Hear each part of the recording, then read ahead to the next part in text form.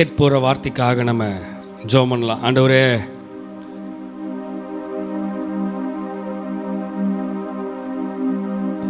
விதையாகிய வசனம் எங்களுக்குள்ளே விதைக்கப்பட போகிறது. அந்த வசனம் 30, 60, 100 பலன் தரத்தக்கதாய்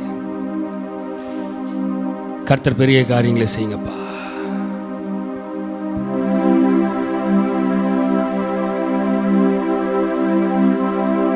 அக்கினி ரதத்தின் மேல் என்னை கொண்டு செல்லுமே,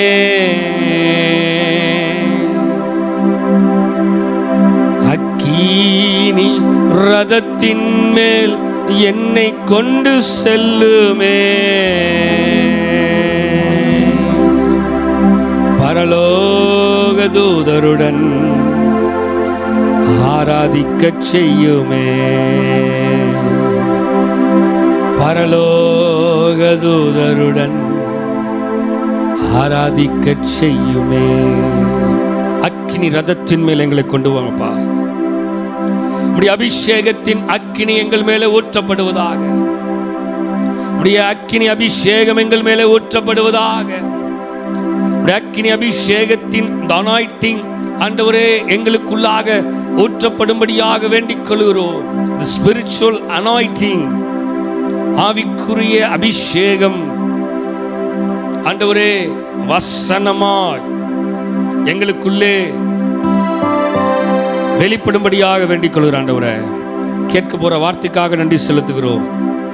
உடைய கரத்தில் எங்களை தருகிறோம், தாழ்த்துகிறோம். நீர் ஆளுகை செய்து வழிநடத்துகிறாங்க.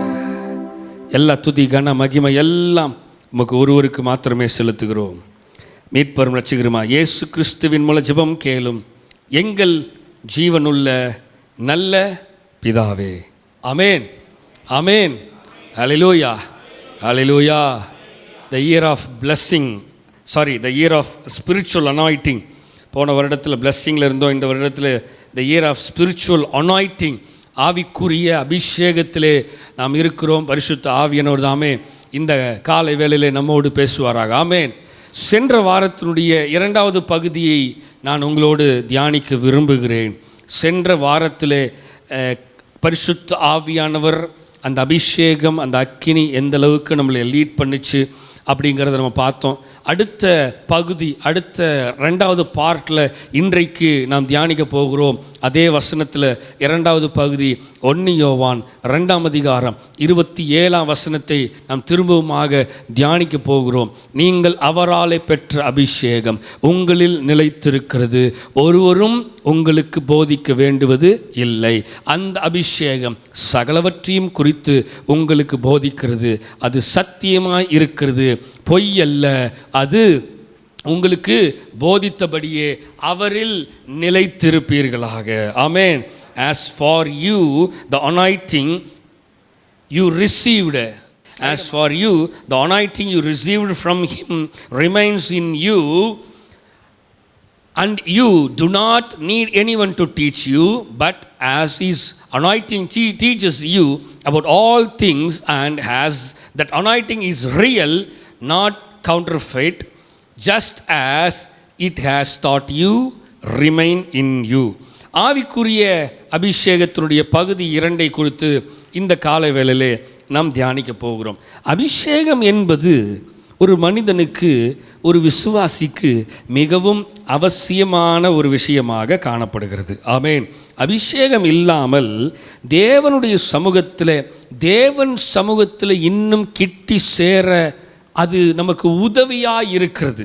அபிஷேகம் என்பது, அனாயிட்டிங்கிறது தேவனோடு நம்மை இணைக்கிறதா இருக்கிறது. ஹல்லேலூயா, ஹல்லேலூயா.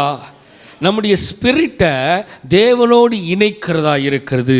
எல்லா விதமான பயங்களை மாற்றுகிறது, எல்லா விதமான சோர்வுகளை மாற்ற. நான் சொல்கிற சோர்வு, பலவீனம்லாம் ஆவிக்குரிய காரியத்தை சொல்லுகிறேன். ஒருவேளை மாம்சத்தில் இருந்தாலும் மாம்ச பலவீனம் அபிஷேகத்தினால மாறும். அல்லேலூயா, அல்லேலூயா. வசனம் சொல்லுகிறது ஆவி உற்சாகமானது, மாம்சம் பலவீனம் உள்ளது. ஸோ த ஆவி என்று சொல்லப்படுகிறது ஸ்பிரிட் தான். அனாயிட்டிங்கை பற்றி தான் சொல்லப்படுகிறது. தட் அனாயிட்டிங், தட் ஸ்பிரிட்டு எப்பவுமே உற்சாகம் உள்ளது தான். சில நேரங்களில் அந்த ஸ்பிரிட்டும் டவுன் ஆகலாம். அதுக்கு தான் அந்த ஸ்பிரிட்டு டவுன் ஆகாமல் இருக்கிறதுக்கு, இல்லை டவுன் ஆகிற நேரத்தில் அந்த ஸ்பிரிட்டை தூண்டி இன்னும் அதிகமாய் உற்சாக ஆவியை மாற்றுவதற்கு உதவி செய்கிறது தான் எது தெரியுமா? அனாயிட்டிங். ஹல்லேலூயா, ஹல்லேலூயா. தேவனுடைய நாமம் மகிமைப்படுவதாக. சரி, ஒவ்வொரு ஸ்லைடாக மாற்றுங்க. ரைட். 1 சாமுவேல் 16ஆம் அதிகாரம் 11ஆம் வசனத்திலிருந்து 15ஆம் வசனம் வரைக்கும் நாம் தியானிக்க போகிறோம். 1 சாமுவேல் புஸ்தகம் 16ஆம் அதிகாரம் 11லேருந்து 15 வரைக்கும் நாம் பார்க்கும் பொழுது, உன் பிள்ளைகள் இவ்வளவு தானா என்று ஈசாயை கேட்டான். அதற்கு அவன், இன்னும் எல்லாருக்கும் இளையவன் ஒருவன் இருக்கிறான், அவன் ஆடுகளை மேய்த்து கொண்டிருக்கிறான் என்றார். அப்பொழுது சாமுவேல் ஈசாயை நோக்கி ஆள் அனுப்பி அவனை அழைப்பி அவன் இங்கே வரம் மட்டும் நான் பந்தி இருக்க மாட்டேன் என்றான். நல்லா கவனிங்க, இந்த சம்பவம் நமக்கு நன்றாக தெரிந்த சம்பவம் தான். தாவீதுடைய சம்பவம் தான். கர்த்தர் இந்த காலை வேளையிலே பகுதி 2 அபிஷேகம், ஸ்பிரிச்சுவல் அனாயிட்டிங்கில் கர்த்தர் நம்மோடு அடுத்த ஒரு பகுதியில் நம்மோடு பேசுவாராக. ஆமேன். ஹல்லேலூயா, ஹல்லேலூயா. அதுதான் அக்கினி ரதத்தின் மேல் என்னை கொண்டு போங்கப்பா. ஆமேன். எத்தனை பேர் ஆவியில் அனலாக இருக்கீங்க? ஹல்லேலூயா, ஹல்லேலூயா. நான் போன வாரமே சொன்ன மாதிரி, நீங்கள் ஆவியில் இருந்தால் மட்டுமே இங்கே செயல்படுகிற காரியங்கள், இங்கே பேசப்படுகிற காரியங்கள் உங்களுக்கு சொல்லுங்க, உங்களுக்கு புரியும். இல்லைன்னா இந்த ஸ்பிரிச்சுவல் ரிலீம்னு சொல்லுவாங்க, இந்த ஸ்பிரிச்சுவல் ரிலீமில் நீங்கள் இல்லைன்னா கண்டிப்பாக you cannot understand what is speaking here. உங்களால் புரிந்து கொள்ள முடியாது கர்த்தர் என்ன இவங்க பேசிகிட்டு இருக்கிறாருங்கிறது தெரியாது. அங்கே சாமுவேல், எப்பா அவன் வர வரைக்கும் நான் பந்தி இருக்க மாட்டேன், அவனை கூட்டிகிட்டு வர வரைக்கும் நான் சாப்பிட மாட்டேன் அப்படிங்கிறத அவர் தெளிவாக சொல்லிட்டார். ஹல்லேலூயா, ஹல்லேலூயா. அடுத்த வசனம் பாருங்க. ஆள் அனுப்பி அவனை அழைப்பித்தான். அவன் சிவந்த மேனியும் அழகிய கண்களும் நல்ல ரூபமுள்ளவனுமாய் இருந்தான். அப்பொழுது கர்த்தர், இவன்தான், நீ எழுந்து இவனை அபிஷேகம் பண்ணு என்றார். அப்பொழுது சாமுவேல் தைல கொம்பை எடுத்து அவனை அவன் சகோதரர் நடுவில் அபிஷேகம் பண்ணினான். அந்நாள் முதல் கொண்டு, அண்டர்லைன் தட் வேர்டு, அந்நாள் முதல் கொண்டு, இன் தட் டே, அந்நாள் முதல் கொண்டு கர்த்தருடைய ஆவியானவர் தாவீதின் மேல் வந்து இறங்கி இருந்தார். சாமுவேல் எழுந்து ராமாவுக்கு போய்விட்டார். நல்லா கவனிங்க மக்களே. when you are anointed by the Spirit, அபிஷேகத்தினால, ஆண்டவருடைய அந்த அனாயிட்டிங்னால நீங்கள் என்றைக்கு நிரப்பப்படுகிறீர்களோ அந்த நாளிலிருந்து தான் கர்த்தர் உங்களோடும் இருப்பார். அப்போ அப்போ அபிஷேகம் பெறலைன்னா இருக்க மாட்டாரா? அப்போ அபிஷேகம் பெறலைன்னா கர்த்தர் இருக்க மாட்டாரா? அப்போ எடுத்துன்னே நாங்கள் என்ன அபிஷேகம் பெற்றுட்டே தான் நாங்கள் வர முடியுமா அப்படிங்கிற கேள்வியெல்லாம் மக்கள் இருக்கீங்களா இல்லையா? கேள்வியெல்லாம் எழும்பலாம். நம்முடைய குமாரனாகிய இயேசு கிறிஸ்து அழகான ஒரு சம்பவத்தை காட்டிட்டு போயிருக்கிறார். என்னென்னா, அவர் ஜலத்திலிருந்து ஏறின உடனே பரிசுத்த ஆவியானவர் புறாவை போல் அவர் மேல் இறங்கினார். ஸோ த வெரி சூன் அப்படின்னா என்ன அர்த்தம்? நீ ஞானஸ்தானம் எடுத்த உடனேயே எவ்வளோ சீக்கிரம் அபிஷேகத்தை பெற்றுக்கொள்ள முடியுமோ அவ்வளோ சீக்கிரம் அபிஷேகத்தை பெற்றுக்கொள்ளு. அப்போ தான் இன்னும் கர்த்தருடைய ஆவியானவர் மேலே இருப்பார். ரட்சிப்பு அப்படிங்கிறது, சால்வேஷனுங்கிறது தேவனை அறிந்து கொள்வது. மக்களை நல்லா கவனிச்சுங்க, தெளிவாக சொல்கிறேன். Salvation is to know about God. நான் தேவன் யார் என்பதை அறிந்து கொள்வதற்கு. ஒருத்தர் சொல்கிறாங்க, இந்த தேவன் இப்படி இருக்கிறாரு, இவர் இப்படிப்பட்டவர், இவர் இப்படி செய்கிறாரு. சகேயோ கர்த்தர் எப்படிப்பட்டவரோ என்று அறிந்து கொள்வதற்கு காட்டு அத்தி மரத்தின் மேல் ஏறி அமர்ந்தான். பீப்புள் ஆஃப் காட், உங்களுக்கு புரியுதா? தேவ ஜனங்களே, அவன் தேவன் எப்படிப்பட்டவரோ என்று அறிந்து கொள்ள சால்வேஷனுக்காக மேலே உட்கார்ந்துருந்தான். ஆண்டவர் நேரம் அவன்கிட்ட வந்து, சகேயோ கீழே இறங்கி வா, இன்றைக்கு உன் வீட்டுக்கு, வாட் காட் said, இன்றைக்கு உன் வீட்டுக்கு சால்வேஷன் வந்துருச்சு. The first level of the believers first level என்னது? விசுவாசிகளுடைய, ஊழியக்காரருடைய, எல்லாருடைய தேவனை அறிந்து கொள்ள வேண்டும் என்று விரும்புகிற ஒவ்வொரு மக்களுடைய த ஃபஸ்ட் லெவல் என்னது? சால்வேஷன். அதுக்கப்புறம் மனம் மாற்றம், இருதய மாற்றம் உண்டாகிறது. அதுதான் சால்வேஷன். சால்வேஷனுங்கிறது என்னது? ரட்சிப்புங்கிறது இருதய மாற்றம், மனமாற்றம் உண்டாகிறது. மக்களை நல்ல தெளிவாக கவனிங்க, இன்னைக்கு தெளிவாக நான் பேசுகிறேன். மனமாற்றம் உண்டாகிறது. அப்போ ஒரு மனிதன் தேவனை ஏற்றுக்கொண்டால் என்றால் அவனுடைய இருதயம் மாறி இருக்க வேண்டும். ஹலோ, இன்னும் என் இருதயம் மாறாமல் அப்படியே இருக்குதே, அப்போ இன்னும் நான் ரட்சிக்கவே இல்லை, ரட்சிக்கப்படவே இல்லை. நாத்தான்வேல் சொல்றான், வந்து பாரு, நாசரேத்தில் யாதொரு நன்மை உண்டாக கூடுமோ? அப்படி நாசரேத்தில் யாதொரு நன்மை, அப்போ என்னன்னா அவனுக்குள்ள ரட்சிப்பு வரணும்னா நீ வந்து பாரு. நீ பார்த்தீன்னா you can feel the spirit and you will be salvated. நீ ரட்சிப்புக்குள்ளாக மாற்றப்படுவாய். மக்களை கவனிக்கிறீங்களா இல்லையா? சால்வேஷன், இருதய மாற்றம் உண்டாகிறது முதல் லெவல்.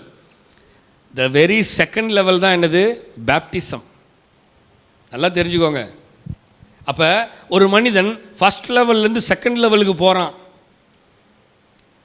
ஒருவன் ஒரு நார்மல் எம்ப்ளாயாக ஒரு கம்பெனியில் சேர்றான்.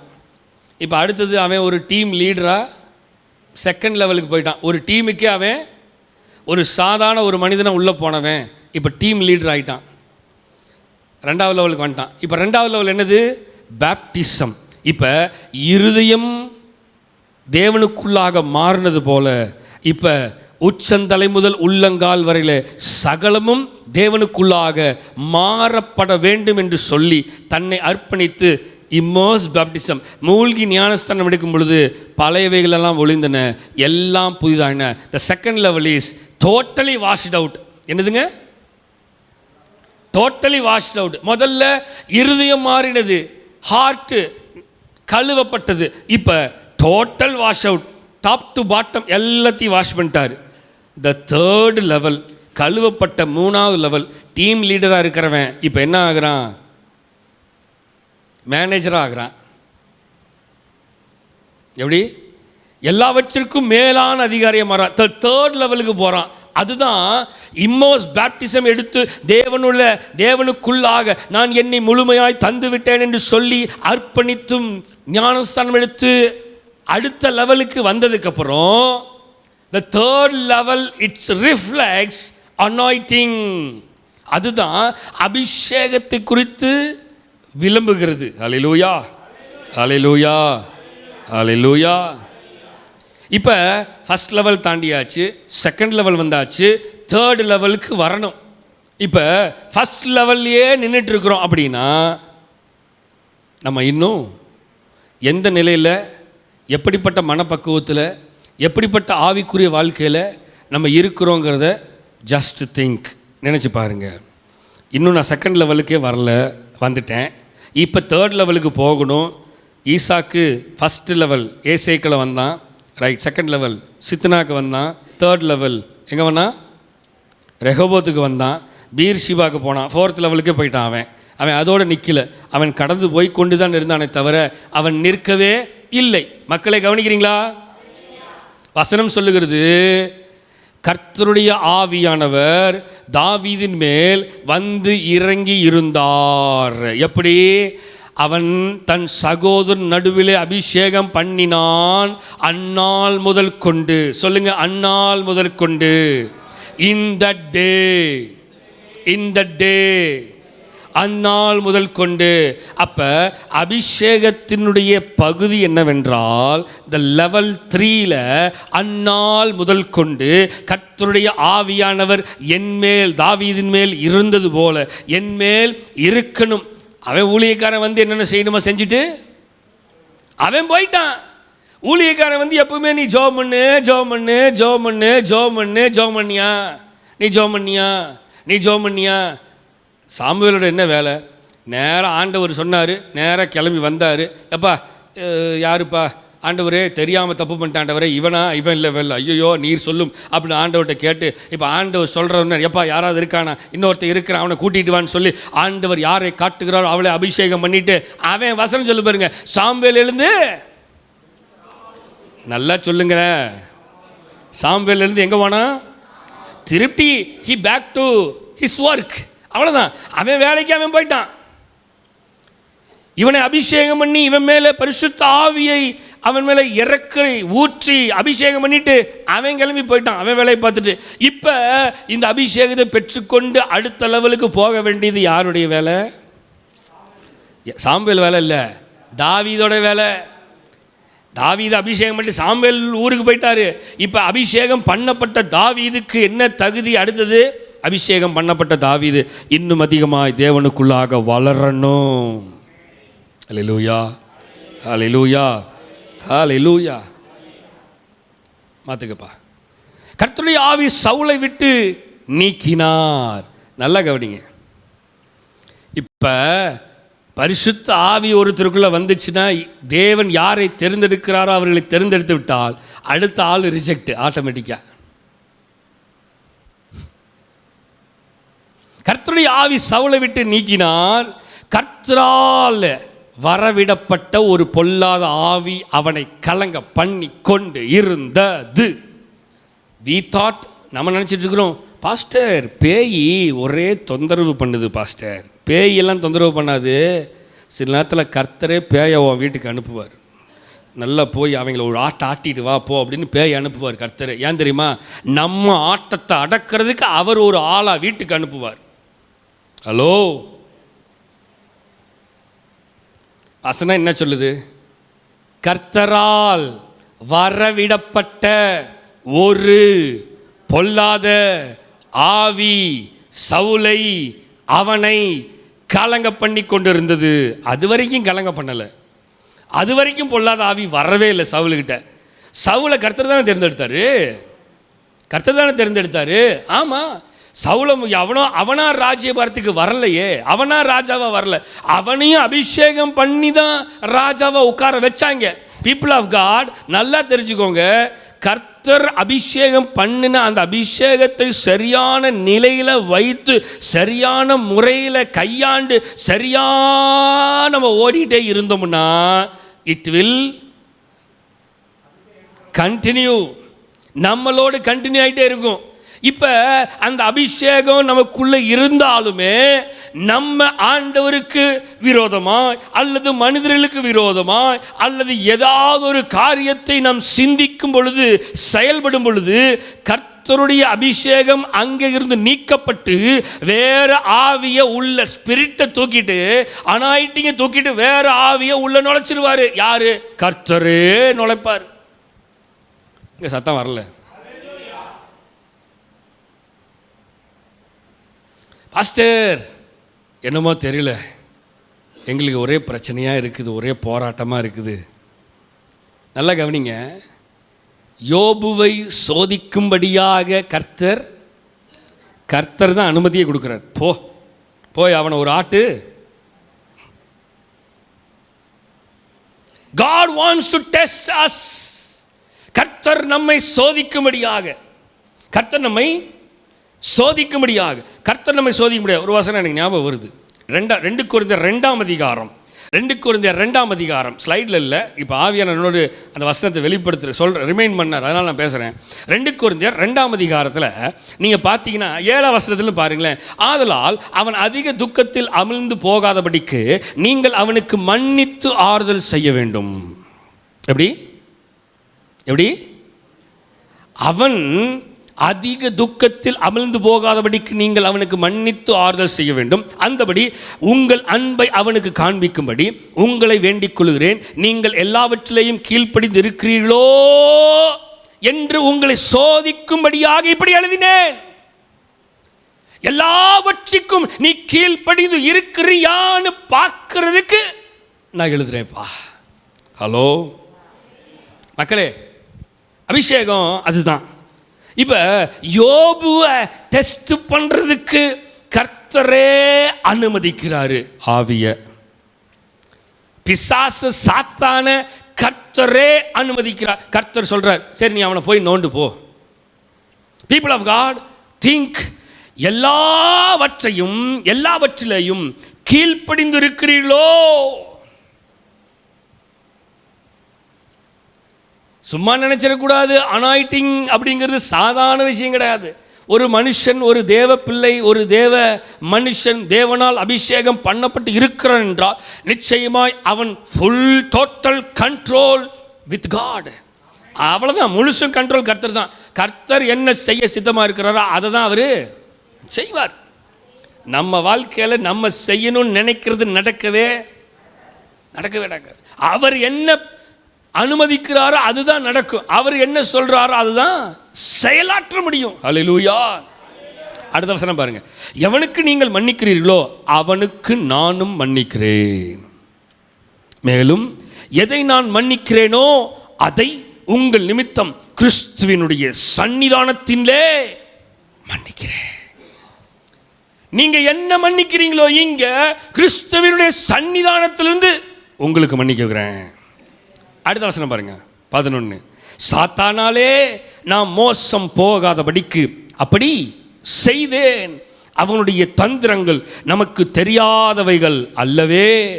we know how Satan will perform. அவன் எப்படி பெர்ஃபார்ம் பண்ணுவான்னு நமக்கு நல்லாவே தெரியும். ஆண்டவருக்கு தெரியாதா? அவருக்கு நல்லாவே தெரியும். பிசாசை அவர் தான் ஏதேன் தோட்டத்திலிருந்து அடித்து நசுக்கி தூக்கி வெளியே வீசி ஏதேன் தோட்டத்துக்கு கேட்டை இழுத்து மூடுகிடா அப்படின்னு பூழ போட்டு கேருபீன்களையும் சுடரொளி பட்டயத்தை ஏந்தி கொண்டிருக்கிற தேவதூதர்களையும் அங்கே வச்சிருக்கிறாரு. அப்போ அவருக்கு தெரியாதா? பிசாசை பற்றி தெரியும். பிசாசுடைய ஆவியை பற்றி அவருக்கு தெரியாதா? தெரியும். பீப்புள் ஆஃப் காட், தேவ ஜனங்களே நல்லா கவனிங்க. அப்போ தேவன் ஒரு மனிதனை அபிஷேகம் பண்ணி ஒரு மனிதனை தேர்ந்தெடுக்கும் பொழுது, அபிஷேகம் பண்ணி இருக்கிறவன் எடக்கு முடக்க ஆகும் பொழுது அவனுக்குள்ள இருந்த அபிஷேகம் விலகி அவனுக்குள்ள வேற ஆவியை கர்த்தர் அனுப்புகிறார். நம்ம நினைச்சிட்டு இருக்கிறோம் we filled with Holy Spirit, நான் பரிசுத்த ஆவியினால் நிரப்பப்பட்டு இருக்கிறேன்னு நம்ம நினச்சிட்டு இருக்கிறோம். ரைட், சொல்லுவாங்க ஒரு பழமொழி, நினப்பு பொழப்ப கெடுத்துச்சான் அப்படிம்பாங்க. எப்படி? நினப்பு பொழப்ப கெடுத்துச்சான். நம்ம நினச்சிட்டே உட்காந்துருக்க வேண்டியதான். நான் I filled with holy spirit, I filled with holy spirit அப்படி நினச்சிட்டு இருக்கிறான். அந்த ஹோலி ஸ்பிரிட் நின்றுச்சுன்னா தான் தப்பிக்கும். அந்த ஹோலி ஸ்பிரிட் உள்ள இருக்குதா இல்லையான்னு கிரியைகளினால காட்ட வேண்டும். கிரியைகள் இல்லைன்னா அந்த ஹோலி ஸ்பிரிட் உள்ள இருக்கிறதுக்கு அர்த்தம் இல்லை. ஸோ நம்முடைய கிரியைகள் பிசாசினால் மோசம் போகாதபடிக்கு அவனுடைய கிரியைகள் தந்திரமானவைகள் அல்லவே. நம்ம தெரிஞ்சிருக்கிறோம்ல. அப்ப அவன் தந்திரமா செய்யறது போல நானும் தந்திரமா செஞ்சிட்டு இருக்கிறேன்னா நானும் யாரு? சவுலை போல கர்த்தரால் வரவிடப்பட்ட பொல்லாத ஆவிதான் எனக்குள்ள இருக்குது, தவிர பரிசுத்த ஆவிங்கிற அனாயிட்டிங் எனக்குள்ள இல்லை. மக்களே நல்லா தெரிஞ்சுக்கோங்க. நிறைய நேரம் நமக்கு புரிய மாட்டேங்குது. Which kind of spirit I filled, நான் எப்படிப்பட்ட ஆவியினால நிரப்பப்பட்டிருக்கிறேன்னு எனக்கே தெரியாம இருக்கிறேன். ஹலோ, அடுத்த வசனம். அப்பொழுது சவுலின் ஊழியக்காரர் அவனை நோக்கி, இதோ பிசாசினால் விடப்பட்ட அப்படின்னு போட்டிருக்கா. எங்க இங்க எங்கேயுமே பிசாசு வரல. நல்லா தெரிஞ்சுக்கோங்க. நம்ம தான் யாரை கூப்பிடுறோம்? அவன் சொல்லுவான், ஏண்டா டே நான் பாட்டுக்கு தானே போயிட்டு இருக்கிறேன், நீங்க பாட்டுக்கு ஏதாவது வம்பு தும்பு பண்ணி விட்டு நீங்க இல்லாத பொல்லாதெல்லாம் இழுத்து வச்சுக்கிட்டு இப்ப பழி யார் மேல போறது? வசனம் கவனிங்க. தேவனால் விடப்பட்ட ஒரு பொல்லாத ஆவி உம்மை மக்களே யாருக்கு தெரிஞ்சு போச்சு? கூட இருக்கிறவனுக்கு தெரிஞ்சு போச்சு. எப்பா உனக்குள்ள இருக்கிறது வேற ஆவியா, உனக்குள்ள இருந்த ஆவி மாறிடுச்சு. இந்த வருடம் இட்ஸ் அ ஸ்பிரிச்சுவல் இயர். அடித்து நொறுக்கி உருட்டுன்னு உருட்டி அக்கினியில் போட்டு தான் ஆண்டவர் புடமிடுதாரே தவிர this year is not a simple year. இது சாதாரண வருடத்தை போல இருக்கவே இருக்காது. இந்த வருடம் அக்கினி ரதத்தில் எரிகிற சுட்டரிக்கிற புடமிடப்படுகிற ஆண்டுதானே தவிர this year is not it's not like other years. மற்ற வருடங்களை போல இந்த வருடம் இருக்காது. இந்த வருடம் கொஞ்சம் அக்கினி கூட்டலாக இருக்கும். சொல்கிறான், ஏப்பா என்னப்பா 3 பேர் பார்த்தா 4 பேர் நிற்காங்க, பரவாயில்ல, ஒரு அக்கினி இந்த 7 மடங்கு ஏற்று. இவன் ஏற்றுறான் 1 2 3 4 5 6 7 7 மடங்கு ஏற்றிட்டு ஒரு ரவுண்டு நான் போய் பார்த்து வந்துடுறேன் அப்படின்னு சொல்லி பார்த்துட்டு வந்து பார்க்குறான். 7 ரவுண்டுக்கு அப்புறமும் என்னன்னா அது 7 ரவுண்டுக்கு அப்புறம் அப்படியே இருக்காங்க. அவன் சொல்கிறான், டேய் இந்த அக்கினியை காட்டிலும் எங்களுக்குள்ள இருக்கிற அக்கினியானவர் பயங்கரமானவர் யார்? பீப்புள் ஆஃப் காட், திங்க் பண்ணி பாருங்க.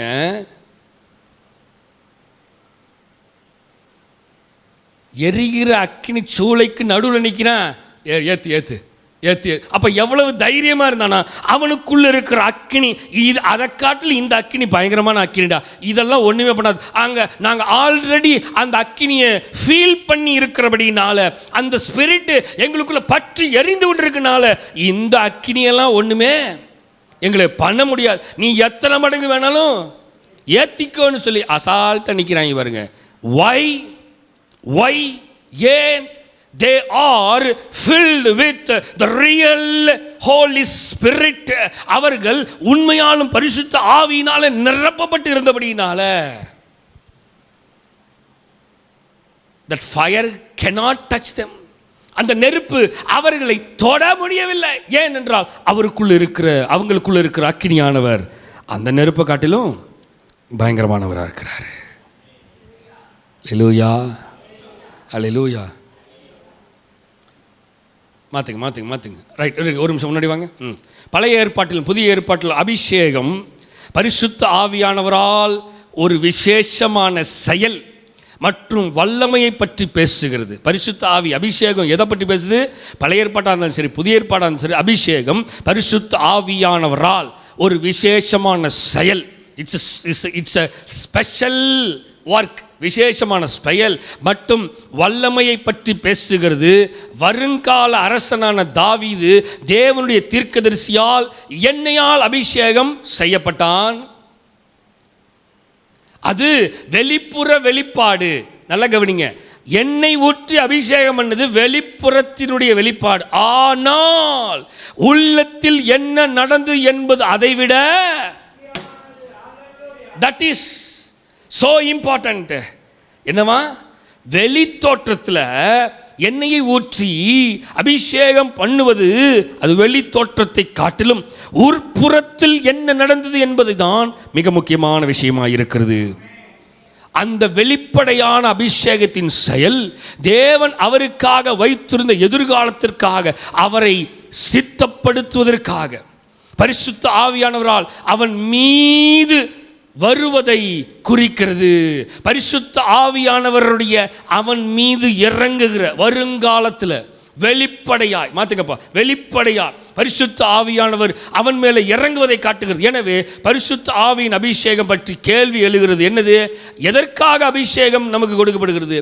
தேவன் ஏன் நம்மை அபிஷேகம் செய்து அவருடைய பரிசுத்த ஆவியால் நம்மை பலப்படுத்துகிறார்? ஏன் பரிசுத்த ஆவியால் நம்மை பலப்படுத்துகிறார்? ஏன் பரிசுத்த ஆவியினால் நம்மை பலப்படுத்த வேண்டும் என்று விரும்புகிறார்? ஏன் பரிசுத்த ஆவியினால் பலப்படுத்த வேண்டும் என்று விரும்புகிறார்? 2 கொரிந்தியர் 1:21-22 வசனத்தை வாசிக்கும் பொழுது 2 Corinthians chapter 1 verse 21 and 22 verse says, உங்களோடு கூட எங்களையும் கிறிஸ்துவுக்குள் ஸ்திரப்படுத்தி நம்மை அபிஷேகம் பண்ணினவர் தேவனே. என்னதுங்க? எதுக்காக அபிஷேகம் கொடுக்கப்படுகிறது? Why the anointing is so important? Why the spiritual anointing is so important? ஏன் அபிஷேகம் என்பது முக்கியமாக இருக்கு? ஏன் அபிஷேகம் என்பது நமக்கு தேவையாக இருக்கிறது என்றால், வசனத்தை நல்லா கவனிங்க. உங்களோடு கூட எங்களையும் கிறிஸ்துவுக்குள் ஸ்திரப்படுத்தி, சொல்லுங்க, ஸ்திரப்படுத்தி, சொல்லுங்க, ஸ்திரப்படுத்தணும்னு நான் விரும்புகிறார். ஸ்ட்ரென்தன் பண்ணணும்னு விரும்புகிறார். சொல்லுங்கள், ஸ்ட்ரென்தன். இப்போ நான் சோர்ந்து போய் துவண்டு போய் இருக்கிறேன், எப்படி ஹேண்டில் பண்ணுறதுன்னு தெரியல சிச்சுவேஷனை, எப்படி பிசாசை கையாளுவதுன்னு தெரியல, எப்படி போராட்டங்களை கையாளுவதுன்னு தெரியல, எப்படி பிரச்சனைகளை மீண்டு வர்றதுன்னு தெரியல. மெச்சூரிட்டி வரலை. ஏன் மெச்சூரிட்டி வரலைன்னா ஸ்திரப்படலை. என்னதுங்க? இன்னும் ஸ்திரப்படலை. நல்லா கவனிங்க. கர்த்தர் நம் இருதயத்தை ஸ்திரப்படுத்தி, நம் சிந்தையை ஸ்திரப்படுத்தி, எது வந்தாலும் we can handle everything அப்படிங்கிற மனநிலைக்கு வரணும். சூழ்நிலையை பார்த்து கொந்தளிக்க கூடாது, பிரச்சனைகளை பார்த்து பயப்படக்கூடாது, பிசாசை பார்த்து பயப்படக்கூடாது. வசனம் சொல்லுது, பிசாசுக்கு எதிர்த்து நின்னுங்க. ரைட்டு. எதிர்த்து நிற்கலினாலும் அமைதியாக இருங்க. பிசாசு அவன் பாட்டுக்கு உருட்டிகிட்டே கிடப்பான், உருட்டிகிட்டே கிடக்கட்டும்.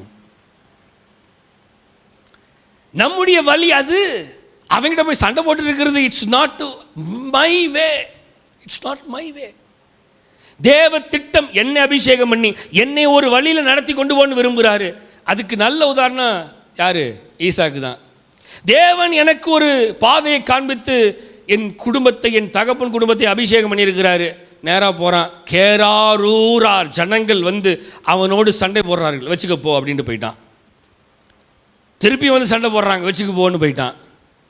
ஸோ திங்க், அவனுக்குள்ளாக இருந்த அபிஷேகம் அவனை ஏற்கனவே ஸ்திரப்படுத்தி வைத்திருந்தபடினால இவன் இதெல்லாம் பார்க்கல. எதிர்த்து வரியா, சண்டை போடுறியா, சண்டை போட்டுட்டே இரு, நான் போகிறேன். அவர்களை எதிர்த்து பேசவில்லை, சண்டை போடவில்லை. அவன் சண்டை போன்னு நினச்சிருந்தானா சண்டை போட்டிருக்க முடியும். ஏன்னா அவங்கிட்ட இருந்த ஆட்கள் அநேகர் இருந்தார்கள். ஒரு வார்த்தை அப்படின்னா அங்கே கேரார் ஊரே இருக்காது. ஏன்னா அடுத்த சம்பவத்தில் அவங்கிட்ட வந்து உடன்படிக்கை பண்ணுறாங்க. எப்பா, நீ எங்களை காட்டிலும் பலத்தவனா இருக்கிறேன்னு அவன் வாயிலாலே சொல்கிறான். ஸோ அவனுக்கு தெரியும் இவன் பலத்தவன். ஆனாலும் ஈசாக்கு தான் பலத்தவன் என்பதை காட்டலை. ஏன்னா அவனுக்கு தேவ திட்டம், தேவ அபிஷேகம். தேவையில்லாமல் அபிஷேகத்தை தேவையில்லாமல் அங்கேயும் இங்கேயும் நீங்கள் போட்டிங்கன்னா உங்கள் அபிஷேகம் இருக்கிறதும் போயிடும். நிறைய பேருக்கு இதெல்லாம் புரியுதில்லை. அதனால தான் நான்லாம் கத்திகிட்டே இருப்பாங்க. சிலர்லாம் மதிக்கவே மாட்டேன், போயிடுவேன். ஏன்னா ஐ நோ என்னுடைய ஸ்பிரிட்டை தேவையில்லாமல் அங்கேயும் கொட்டுறதுக்கு I am not ready to. God is not anointed me like that. அந்த மாதிரி அபிஷேகத்தை கர்த்தர் எனக்கு கொடுக்கல. அவன் கத்திட்டு போகிறான் போ அப்படின்னு என் வழியை பார்த்து போயிட்டு இருக்கேன், அவ்வளோதான். ஏன்னா கர்த்தர் கொடுத்துருக்கிற வழி அந்த அபிஷேகம் அப்படியே போயிட்டே இருக்கணும். இதுதான் நம்மை ஸ்திரப்படுத்துவதற்கான அர்த்தம். நாம ஸ்திரப்படுத்துவதற்கான அர்த்தம் தான். அது வசனம் சொல்ல பாருங்க. நம்மை அபிஷேகம் பண்ணினவர் தேவனே. யார் அபிஷேகம் பண்ணா? கர்த்தர் தான் அபிஷேகம் பண்ணாரு. அபிஷேகம் பண்ண கர்த்தர் அபிஷேகம் பண்ணதுக்கு நேராக நம்ம ஓடிட்டே இருக்கணும். அடுத்த வசனம் பாருங்க. அவர் நம்மை முத்திரித்து நம்முடைய இருதயங்கள் ஆவி என்னும் அச்சாரத்தை கொடுத்திருக்கிறார். தட் ஸ்பிரிட், ஆவி என்னும் அச்சாரத்தை. மக்களே, நான் சொல்லிட்டேன், அவ்வளோதான். ஏற்கனவே தேவையில்லாமல் அபிஷேகத்தை இங்கேயும் அங்கேயும் don't waste your anointing to the unwanted people. தேவையில்லாமல் நேரத்தையும் செலவிடக்கூடாது. வசனம் சொல்லுது தெளிவா. அவர் நம்மை முத்திரித்து சீல் பண்ணி நம்முடைய இருதயத்தில் ஆவி என்னும் அச்சாரத்தை கொடுத்திருக்கிறார். ஹல்லேலூயா. மக்களே, நமக்கு தெரியும் கர்த்தர் நம்மை முத்திரித்து சீல் பண்ணி ஒரு விசேஷித்த தாவீதை போல அவன் குடும்பத்தில் இருந்த அத்தனை பேருக்கும் கிடைக்காத ஒரு அபிஷேகத்தை தாவீது மேலே கர்த்தர் ஊற்றினார். Why God chose you? ஏன் கர்த்தர் உங்களை தேர்ந்தெடுத்தார்? Why God chose you? Why God did not choose your brother? ஏன் ஆண்டவர் உங்களுடைய சகோதரை தேர்ந்தெடுக்கவில்லை? Why God did not call your sister? ஏன் ஆண்டவர் உங்களுடைய தங்கச்சியை, அக்காவை அழைக்கல? Why God chose you? ஏன் கர்த்தர் உங்களை தெரிந்தெடுத்தார்? ஏன் கர்த்தர் உங்களை, தாவீது அவன் சகோதரர்களுக்கு நடுவாக கர்த்தர் அவனை அபிஷேகம் பண்ணது எதுக்கு? தனித்துவமாக தெரியணுங்கிறது தான்.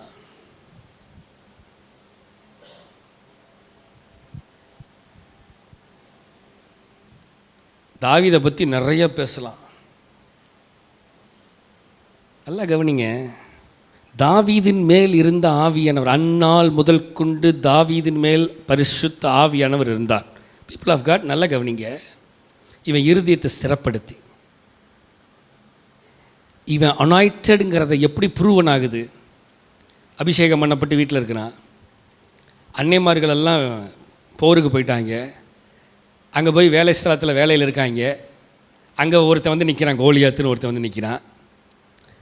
People of God, think God's way. இப்படி தான் கர்த்தர் உங்களையும் என்னைய அபிஷேகம் பண்ணியிருக்கிறார். சகோதரர்களை அபிஷேகம் பண்ணலை, சகோதரிகளை தெரிந்திருக்கவில்லை. தாவீது இடத்துல உங்களை இப்போ வச்சு பாருங்கள். Now you are in a David's place. தாவீதுடைய ஸ்தலத்தில் நீங்கள் இருக்கீங்க. உங்களுக்கு அன்னைமார்கள் தங்கச்சிமார்கள் எல்லாம் இருக்கிறாங்க. எல்லாரும் மத்தியிலையும் இப்போ கர்த்தர் அப்பா, நம்ம அப்பா தகப்பன், பரலோக தகப்பன் என்ன சொல்கிறது தெரியுமா? எப்பா, ஒரு சகோதரர் நடுவில் போயிட்டு இந்த உணவை, எந்த உணவை, இந்த உணவு வச்சுக்கோங்க. அங்கே உணவு வேறு உணவு கொண்டு போனான், அப்பத்தையும் ரொட்டியும் கொண்டு போனான், திராட்சை ரசி. இப்போ என்னுடைய அப்பா சொல்கிறாரு, உன்னை நான் அபிஷேகம் பண்ணி தேர்ந்தெடுத்திருக்கிறேன். உன் சகோதரர் நடுவில், உன் சகோதரிகள் நடுவில், உன் குடும்பத்தின் நடுவில் நீ என்ன பண்ணு, போய் இந்த அப்பத்தை கொடுத்துட்டு வா அப்படின்னு நீங்கள் தூக்கிட்டு போகிறீங்க. நல்லா கவனிங்க மக்களே, போகிறீங்க. போகும்பொழுது அங்கே நம்முடைய சகோதரிகள் நம்மளை பார்த்து லொல்லுன்னு கொலைக்கு தான் செய்வாங்க. தாவீதை பார்த்து கேட்குறேன், டீஸ் பண்ணுறானலாம், என்னது கேவலப்படுத்துகிறாங்க. உனக்கு இருக்கிற இந்த சிறிய ஆட்டுக்கூட்டத்தை விட்டுவிட்டா வந்தாய்? தாவீதை கேவலப்படுத்துகிறானலாம் எல்லா ஜனங்களுக்கு முன்பதாக. மக்களே நல்ல கவனிங்க. தாவீது காதில் இந்த சத்தம் போச்சா இல்லையா? போச்சா இல்லையா? தாவீது அதுக்கு ரிப்ளை கொடுத்தானா? அவன் மனம் தளரவே இல்லை. ஏன் தெரியுமா? அவனை கர்த்தர் ஏற்கனவே அபிஷேகம் பண்ணி ஸ்திரப்படுத்திட்டார், இருதயத்தை ஸ்திரப்படுத்திட்டார். அவன் பேசதான் செய்வான். ரைட், போ, பேசுகிறாங்க. எதுக்குடா நீங்கள் வந்த? சாப்பாடு கொடுத்தியா? போகிற வழியை பார்க்கணும், இங்கெல்லாம் உனக்கு என்ன வேலை அப்படிங்கிறான். அவன் கேட்குறான், ஏன் நான் வரக்கூடாதா? ஏன் இங்கே நிற்கிறது என்ன பிரச்சனை? உனக்கு என்ன வந்துச்சு கேட்குறானா இல்லையா? கேட்குறான். இப்போ நான் இங்கே நின்று வேடிக்கை பார்க்குறதுல உனக்கு என்னையா பிரச்சனை? உன்னை வம்புழுத்தனா? இல்லையே. நீ ஏன்டா என்னை வம்புந்து வம்புழுக்கிற? அமைதியாக நிற்கிறான். இப்போ தாவீது இப்போ ஆளை கூப்பிட்டு கேட்குறான், எப்பா இங்கே என்ன நடக்குது? What's going on here? எப்பா அங்கே ஒரு பெலிஸ்தன் ஒருத்தன் வந்து நிற்கிறான். ஓ அப்படியா? உடனே திருப்பி வந்து, அதெல்லாம் யாரும் உங்கள்கிட்ட கேட்க சொன்னா? சோறு கொடுக்க வந்தியே, சோறு கொடுத்துட்டு திரும்பி வீட்டுக்கு போடா அப்படின்னு மிரட்டுறாங்க. அவன், இப்போ நான் கேட்டதில் என்னடா தப்பு? ஸோ பீப்புள் ஆஃப் காட் நல்லா தெரிஞ்சுக்கோங்க, பிரச்சனைகள், போராட்டம், அபிஷேகம் பெற்றதுக்கப்புறம் நிறையா வரதான் செய்யும். இதெல்லாம் பார்த்துட்டு இருந்து மனுஷனுக்கு ஒவ்வொருத்தனுக்கும் பதில் சொல்லிகிட்டே உட்காந்துருந்தீங்கன்னா யூ கேனாட் மூவ் ஃபார்வர்ட். ஒரு ஆமேன்னு வரல, இல்லையா வரல, இருக்கீங்களா இல்லையா? If you see the problems alone, நீங்கள் பிரச்சனைகளை மாத்திரம் பார்த்துட்டு இருந்தீங்கன்னா, if you see the problem making people, நீங்கள் பிரச்சனையை உருவாக்குற ஜனங்களை பார்த்துட்டே இருந்தீங்கன்னா நீங்களும் பிரச்சனையோடு தான் இருப்பீங்க போகிறீங்க. You cannot go forward. உங்களால் முன்னேறி போக முடியவே முடியாது. புரியுதா இல்லையா? கர்த்தர் அவன் அபிஷேகம் பண்ணி ஸ்திரப்படுத்துறது எதுக்கு தெரியுமா? அவனுக்கு வேற ஒரு பெரிய திட்டத்தை வச்சிருக்கிறார். இவன் கிடையாது, இவன்லாம் எனக்கு தேவையில்லை. எனக்கு திட்டம் வேற. என்னது? ராஜ்யபாரம். எனக்கு திட்டம் வேற, ராஜஸ்தானம். எனக்கு இவன் கிடையாது. இன்னைக்கு இவன் கேவலப்படுத்தலாம், நாளைக்கு இவனுக்கு மேல நான் வந்து உட்கார்ந்து ராஜாவா உட்கார போறேன். ஹல்லேலூயா. இப்படிப்பட்ட தேவ திட்டத்தை உங்கள் இருதயத்தில் நீங்கள் வைத்திருந்தீர்கள் என்றால் you cannot see anything. நீங்கள் எதையுமே பார்க்க மாட்டீங்க. why ஏன் நாம் இந்த நிலையில் இருக்கிறோம் தெரியுமா? சின்ன சின்ன காரியத்துக்கா பார்த்து பார்த்து பார்த்து பார்த்து பார்த்து இவங்கிட்ட டிஷூம் டிஷூம் டிஷூம்னு சண்டை போட்டு ராஜ்யத்தை இழந்து கொண்டிருக்கிறீர்கள். You are losing the kingdom. தேவ ராஜ்யத்தை இழந்து கொண்டிருக்கிறீர்கள். You are losing the kingdom. You are losing the eternal life. தேவ ராஜ்யத்தை நீங்கள் இழந்து கொண்டிருக்கிறீர்கள் மக்களே. சிறு சிறு சிறு சிறு சிறு சிறு விஷயத்தை பார்த்து பார்த்து பார்த்து பார்த்து பெரிய தேவ திட்டத்தை கர்த்தர் உங்கள் மேலே வசனம் சொல்லுது, அவர் நம்மை முத்திரித்து. Why God sealed you? God sealed you. என்னது சொல்லுங்க? ஒரு ப்ராடக்ட்டு சீல் பண்ணி இருக்கும், நம்ம தான் அந்த சீலை பிரேக் பண்ணுவோம். இப்போ உடஞ்ச ஒரு பொருள் உங்ககிட்ட வருது, வாங்குவீங்களா? கடைக்கான ரெண்டில் ஒன்று வாது, உடஞ்சிருக்குது வேறா அப்படின்னு சண்டை. இப்போ சீல் பண்ணி இருக்கிறத ஓப்பன் பண்ணி உள்ளே உடஞ்சிருந்தாலுமே வாங்கிருக்குமா? நோ. வேற மக்களே நல்லா கவனிங்க. சீல் பண்ணியிருக்கார் கர்த்தர். எதுக்கு தெரியுமா? வேற ஒரு தேவ திட்டத்துக்கு கர்த்தர் அபிஷேகம் பண்ணி முத்திரித்து இருக்கிறார். ஹல்லேலூயா. மாத்துங்கப்பா. அப்போஸ்தலர் புத்தகம் 1ஆம் அதிகாரம் 4-5 வசனம் நமக்கெல்லாம் தெரிஞ்ச வசனம் தான். ஆவியானவர் நம்மோடு இடைவிடுவாராக. Acts chapter 1 verse 4 and 5. அன்றியும் அவர் அவர்களுடனே கூடி வந்திருக்கும் பொழுது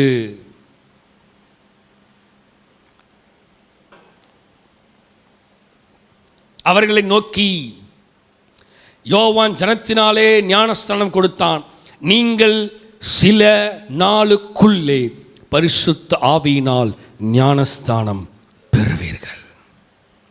பீப்புள் ஆஃப் காட், நல்லா தெரிஞ்சுக்கோங்க. வசனம் சொல்லுது, யோவான் ஜலத்தினால் ஞானஸ்தானம் கொடுக்குறான். த செகண்ட் லெவல். அங்கே தேர்ட் லெவலும் காட்டிட்டார். என்னது? நீங்கள் சில நாளுக்குள்ளே, in few days. சொல்லுங்க என்னது?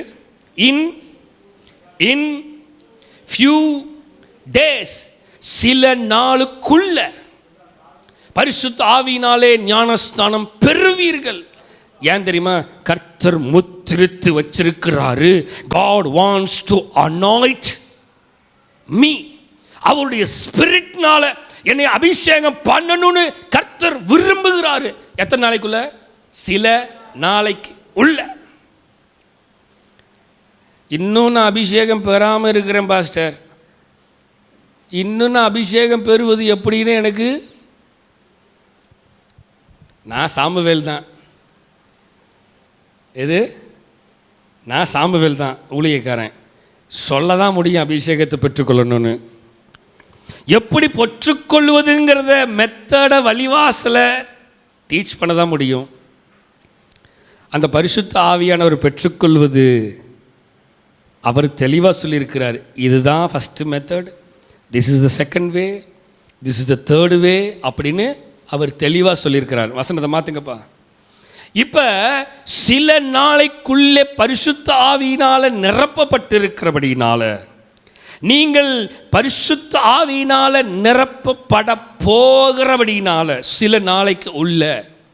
அடுத்த வசனம், ஆகையால் நீங்கள் எருசலேமை விட்டு போகாமல் என்னிடத்தில் கேள்விப்பட்ட பிதாவின் வாக்குத்தத்தம் நிறைவேற காத்திருங்கள் என்று கட்டளையிட்டார். ஹல்லேலூயா. அப்படின்னா வசனம் என்ன சொல்லுது? கர்த்தருடைய வார்த்தையை கேட்டு அந்த வார்த்தைக்கு அவர் கட்டளையிட்ட வார்த்தைக்கு செவி கொடுத்து விட்டு போகாமல் விட்டு விலகாமல் காத்திருக்கிறவர்களுக்கு நிச்சயமாய் கர்த்தர் பரிசுத்த ஆவியினால நிரப்ப வல்லவராய் இருக்கிறார். ஏனென்றால் வசனம் சொல்லுகிறது. அடுத்த வசனம் மாத்துங்கப்பா. அப்போஸ்தலர் புத்தகம் 1ஆம் அதிகாரம், அதே 1ஆம் அதிகாரம் 8, 9, 10 வசனங்களை பார்க்கும் பொழுது, பரிசுத்த ஆவி உங்களிடத்தில் வரும் பொழுது நீங்கள் பலனடைந்து எருசலேமிலும் யூதேயா முழுவதிலும் சமாரியாவிலும் பூமியின் கடையாந்திரம் பரியந்தம் எனக்கு சாட்சிகளாய் இருப்பீர்கள் என்றார். So if I filled with spirit, if I filled with spirit, கர்த்தருக்கு காத்திருந்து அவரை விட்டு விலகாமல், ஆண்டவரே உம்முடைய அபிஷேகத்தில் உம்முடைய ஆவியினால என்னை நிரப்புங்கன்னு காத்திருக்கும் பொழுது, அவர் என்னை நிரப்பும் பொழுது, அவர் என்னிடத்தில் வரும் பொழுது நான் பலனடைகிறேன். பலனடைய நிரப்பிடுமே பலத்தினாவியே. சொல்லுங்க பார்க்கலாம். பலனடைய பாட்டுக்கு வாங்க. ஊற்றிடுமே ரெண்டாவது பாட்டு. பலத்தினாவியே கனமடைய ஊற்றிடுமே ஞானத்தின் ஆவியே. சொல்லுங்க பார்க்கலாம். கனமடைய ஊற்றிடுமே ஞானத்தின் ஆவியே. என்னவா? பலனடைய. பலனடைய ஸ்லைடில் இருங்க. பலனடைய வசனம் சொல்லுகிறது. அந்த வார்த்தை தான் சொல்லுது, பரிசுத்த ஆவி உங்களிடத்தில் வரும் பொழுது, சத்தமாக தான் சொல்லுங்களேன், கர்த்தர் ஸ்திரப்படுத்துகிறான். எப்படி? இருதயத்தை. கர்த்தர் என்ன பண்றாரா? பலப்படுத்துகிறாராம். பலன் என்னது? அதுவும் என் சரீரத்தையும் பலப்படுத்துவார், என் இருதயத்தையும் பலப்படுத்துவார். அல்லேலூயா. வசனத்துக்கு வாங்கப்பா. கர்த்தர் பலப்படுத்தணும் சித்தமாக இருக்கிறார். எதை கொண்டு? அபிஷேகத்தை கொண்டு.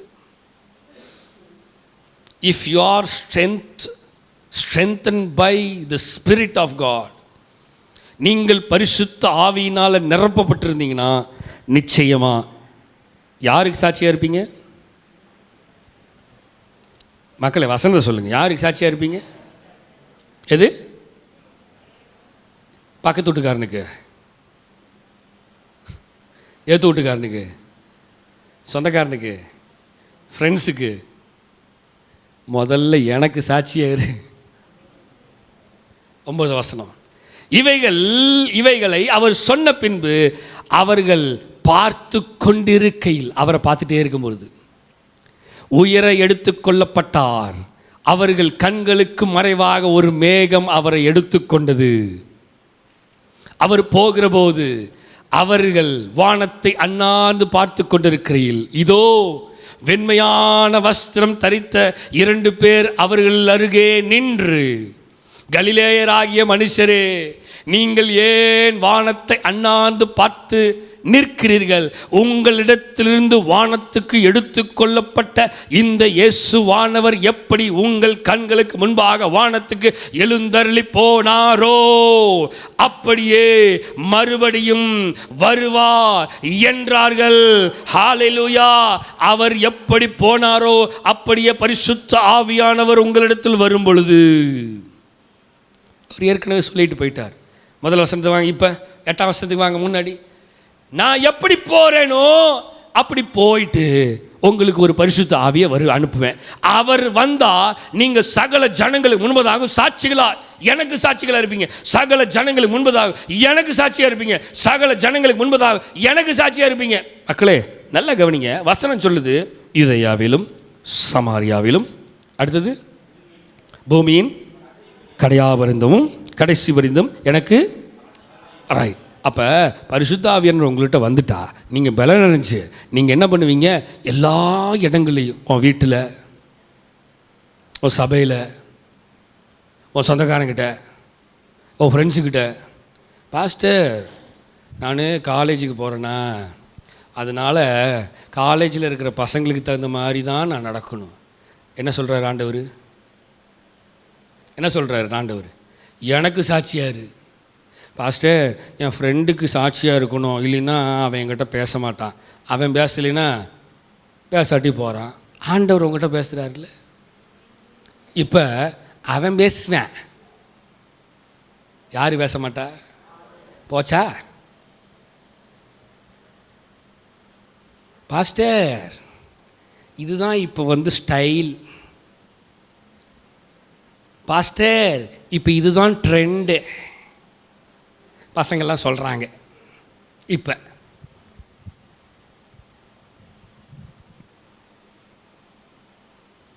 இந்த ட்ரெண்டு எங்கேருந்து வந்துச்சு? நான் கேட்டேன், 10 வருஷத்துக்கு முன்னாடி எங்கே போச்சு இந்த ட்ரெண்டு? சொல்லுங்கள். 10 வருஷத்துக்கு முன்னாடி போச்சு, எங்கே போச்சு இந்த ட்ரெண்டு? இந்த ட்ரெண்டெல்லாம் உலகத்திலும் மனுஷராலும் உப்பானது சாரமற்று போனால் எதனால் சாரமாக்கப்படும், வெளியில் கொட்டுவதற்கு மனுஷரால் மிதிக்கப்படுவதற்கும் ஒளி வேறு ஒன்றுக்கும் இந்த ட்ரெண்டு இன்றைக்கி வந்திருக்கு. நாளைக்கு நான் சொன்னேன் பசங்கிட்ட, இது ட்ரெண்டாக முடி வெட்டுறது அப்படின்னு சைடில் ஃபுல்லாக கரண்டிட்டு வந்துட்டானுங்க. முடி வெட்டுறது இங்கே மட்டும் பப்பர் பேன் வச்சுருக்கான். நான் சொன்னேன், தம்பி 2 வருஷம் கழிச்சு தலையவே வெட்டி எடுத்துடுவான், அதுதான் ட்ரெண்டு. நீயும் தலையை வெட்டிட்டு வந்துடுவியா?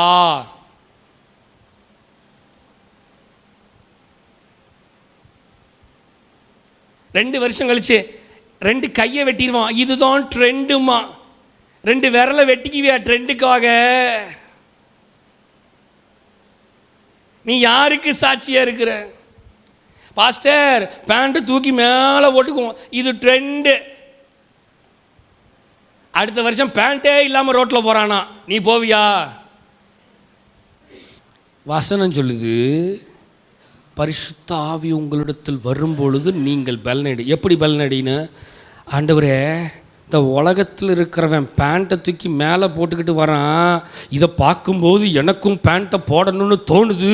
ஆனால் நான் பலனடையணும், அந்த மாதிரி பேண்ட்டு போடக்கூடாது. அப்படிப்பட்ட பலன் எனக்கு தாங்க. This is the anointing. இதுதான் அனாயிட்டிங்கு. சும்மா வந்துக்கிட்டா அவனை மாதிரியே நீ பேண்ட்டை போட்டு வந்தனா, you are not filled with அனாயிட்டிங்.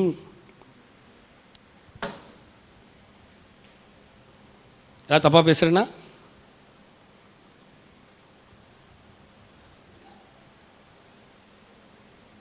வசனம் சொல்லுது, இதுதான் பலன் அடைகிறது. இதுதான், this is call strengthen. This is call strengthen. நான் நிறைய ப்ராக்டிக்கலாக பேசுவேன், ஆனால் மாட்டிக்குவாங்க பேச ஆரம்பிச்சேன்னா. நான் பேசக்கூடாதுன்னு நினச்சிட்டு இருக்கிறேன் இந்த வருஷத்தில். வாயே தரக்கூடாது, எவன் நாசமாக போனால் நமக்கு என்ன வந்துச்சு? உருப்புட்டு உருப்புடாடி போட்டு எங்கேயோ போய் அடிச்சுக்கிட்டு வாரிட்டு விழுந்து கைகால் போனதுக்கப்புறம் ஆண்டவரே அப்படிம்பியா. அப்பா ஆண்டவர், எப்பா நீ யாருப்பா, அடையாளமே தெரியல, ஓ நீ தானா அப்படின்னு கேட்பார். அப்படியெல்லாம் நடக்கணும், நானும் விரும்புகிறேன் நடக்கட்டும்னு. வசனம் சொல்லுகிறது, நீ எதனால் பலப்படுற? எதனால பலப்படுற? பாஸ்டர் எல்லாரும் கேம் விளாட்றாங்க, என்னைய கேம் விளாட்ற கூப்பிட்றாங்க, நான் கேம் விளாட போகலைன்னா என்னை ஒதுக்கி வச்சிருவாங்க. எப்பா இந்த கேமை கண்டுபிடிச்சவங்க எவன்டா? Who created the games? இந்த கேம் ட்ரெண்ட் எப்போ வந்துச்சு? 10 வருஷம் முன்னாடி வந்துச்சா? இல்லையே.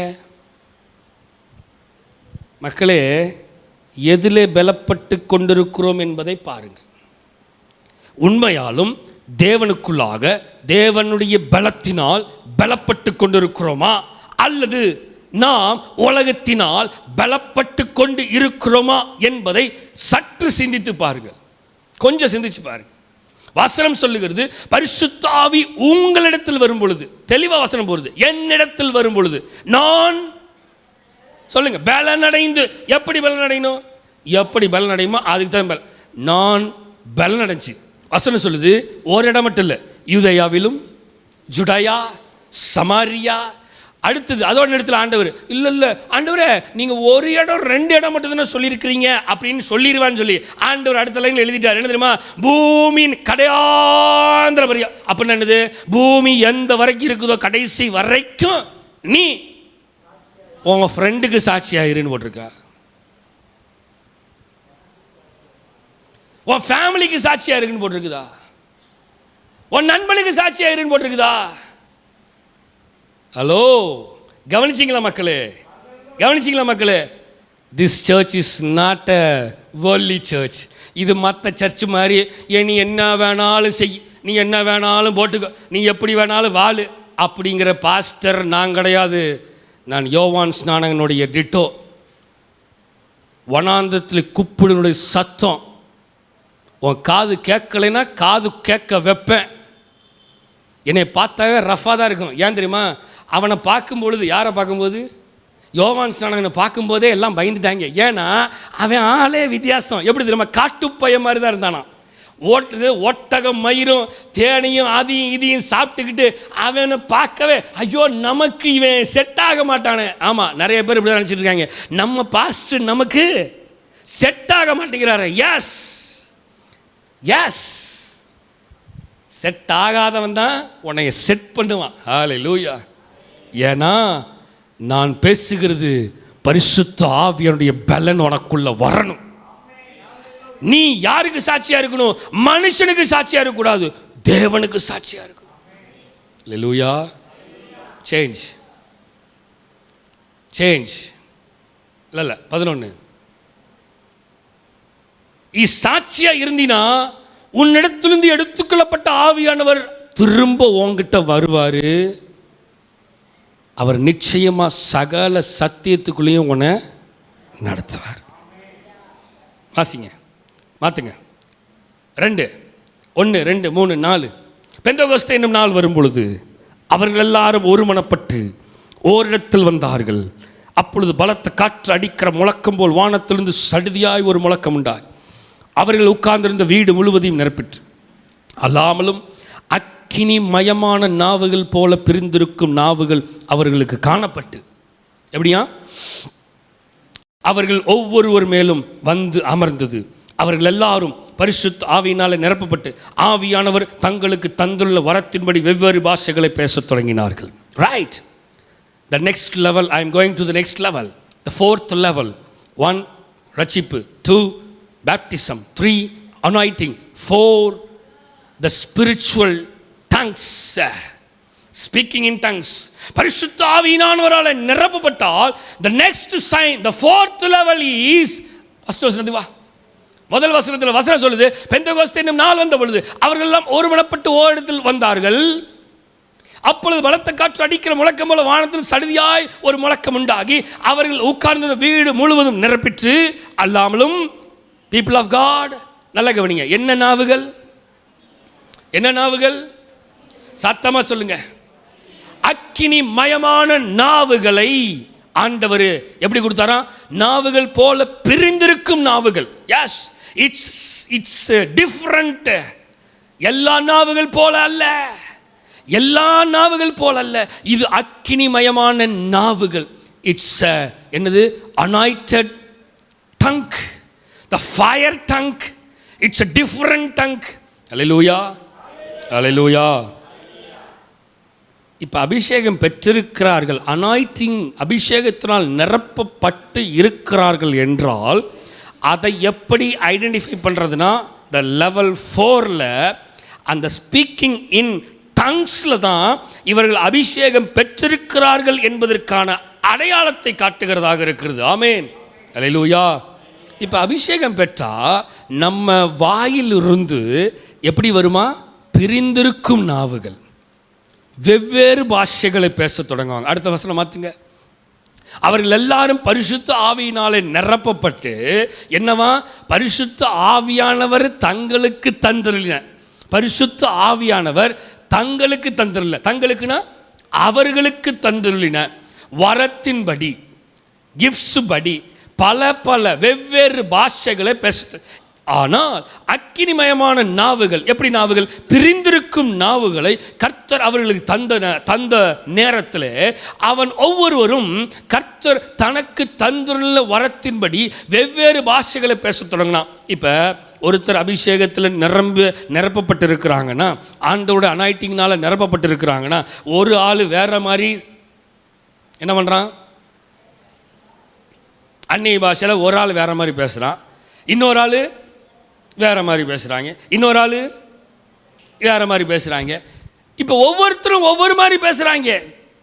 வெவ்வேறு விதமான பிரிந்திருக்கும் நாவுகளை கர்த்தர் அவர்களுக்கு கொடுத்து வெவ்வேறு டங், ஸ்பீக்கிங் இன் டங்ஸில் வெவ்வேறு பாஷைகளை அவர்கள் பேச தொடங்குகிறார்கள். இப்போ இதுக்கு அடுத்த லெவல் ஒன்று இருக்குது.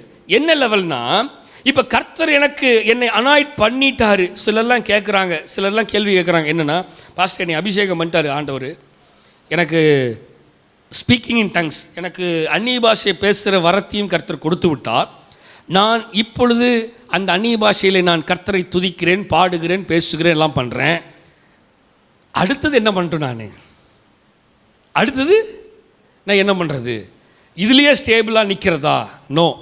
அடுத்தது என்னென்னா, இப்போ வசனம் சொல்லுகிறது போல் வெவ்வேறு பாஷைகளை பேச தொடங்கினார்கள், வெவ்வேறு காரியங்களை. இப்போ கர்த்தர்கிட்ட கேட்கணும், ஆண்டவரே எனக்கு இந்த நாவினாலே இப்படிப்பட்ட அபிஷேகத்தை நிரப்பி இருக்கிறீர்கள் அல்லவா, இப்போ அடுத்த லெவலுக்கு நான் போக விரும்புகிறேன், இந்த 5th லெவலுக்கு போக விரும்புகிறேன், எனக்கு அடுத்த அபிஷேகத்தினுடைய வல்லமையை தந்து என் நாவினாலே நான் வெவ்வேறு இன்னும் வேற்றுமையான இன்னும் நான் ஸ்பீக்கிங் டங்ஸ்லேயே வேற மாதிரி நான் பேசணும் ஆண்டவரே அப்படின்னு ஆண்டவர்கிட்ட கேட்கணும்.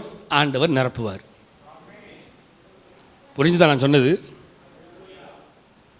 நிரப்பப்பட்டவர்களுக்கு சொல்லுகிறேன், நீங்கள் இன்னும் ஆண்டவர்கிட்ட கேட்டீங்கன்னா இன்னும் வெவ்வேறு பாஷைகளை கர்த்தர் பேசுவதற்கு உங்களுக்கு பலன் தருவாராக.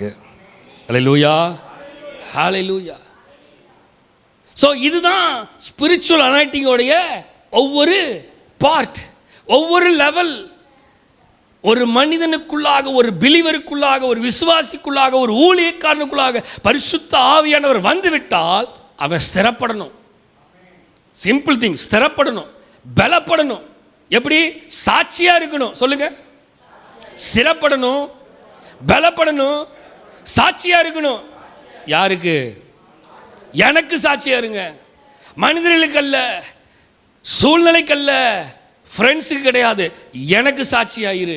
நீ சாட்சியா இருந்தீன்னா உன்னை இன்னும் அதிகமாக அனாய்ட் பண்ணுவேன். உன் வாயிலிருந்து அக்கினிமயமான பிரிந்த நாவை கொடுத்து இன்னும் அதிக வெவ்வேறு பாஷைகளை பேசுறதுக்கு உனக்கு உதவி செய்வேன். இன்னும் அதிகமாக நீ பலப்படுவ. மற்ற காரியங்களாம் அடைச்சிப்போ அப்படின்னு. ஏன் இன்னும் நம்மளால் சில காரியங்களை பிடிச்சிக்கிட்டே உட்கார்ந்துருக்குறோன்னா இன்னும் ஸ்திரப்படலை, இன்னும் பலப்படலை, இன்னும் பிரிந்திருக்கிற நாவுக்குள்ளே வரல, இன்னும் வெவ்வேறு பாஷைகளை பேசுகிறதுக்கு ஆர்வம் வரல, கேட்கலை.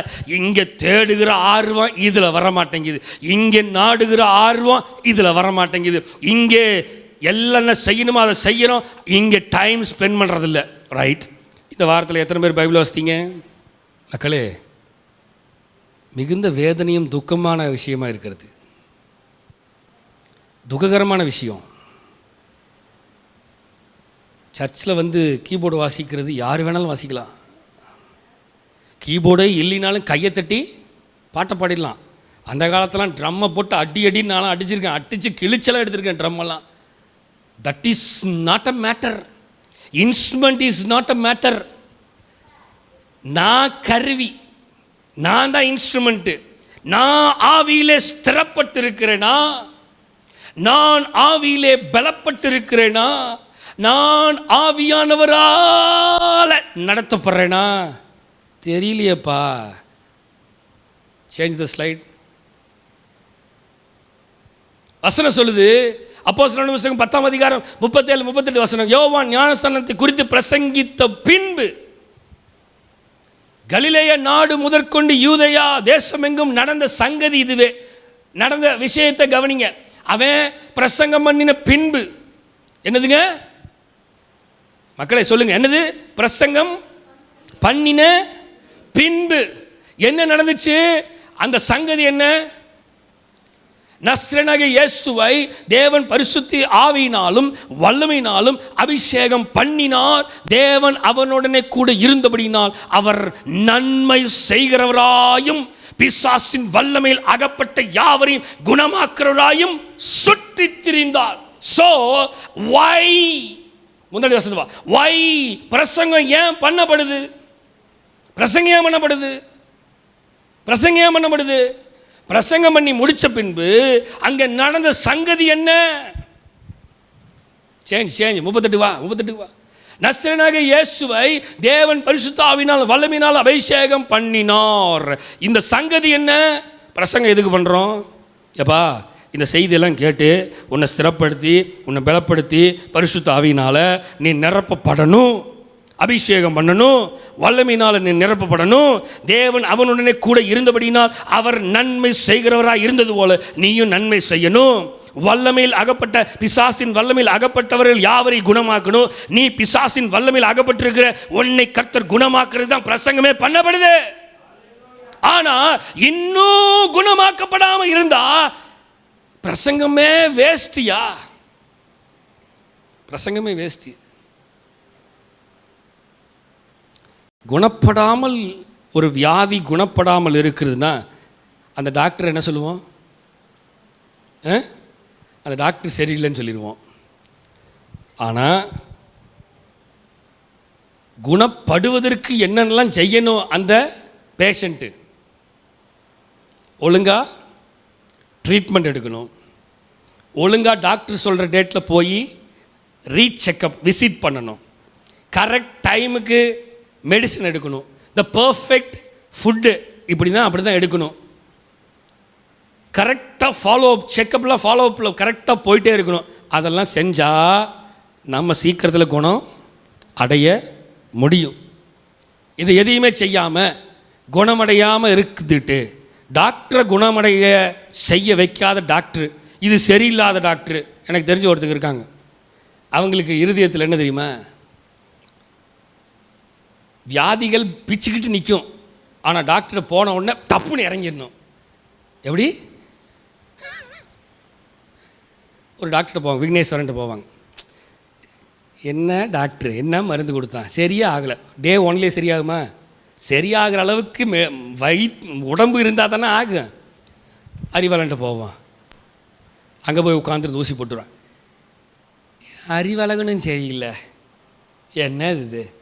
சரி பாஸ்டர் எனக்கு ஃபோன் பண்ணுவாங்க, பாஸ்டர் அங்கே போனேன் சரியில்லை, இங்கே போனேன் சரி, அப்போலோவுக்கு போகலாம், கேசவனை பார்க்கலான் இருக்கேன். போவாங்க, அப்போலோவில் போய் ஒரு 45,000 செலவு பண்ணிட்டு வருவாங்க. சே அப்போலோ கேசவனும் சரியில்லை, திருப்பியும் பேக் டு எங்கே திரும்ப வந்துடுவாங்க? விக்னேஸ்வரன்ட்டே போவோம். அட லூசு பேலில்ல, அந்த விக்னேஸ்வரன் தான்டா ஃபஸ்ட்டு பார்த்தீங்க.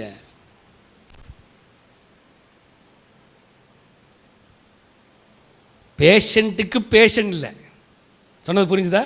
என்னது?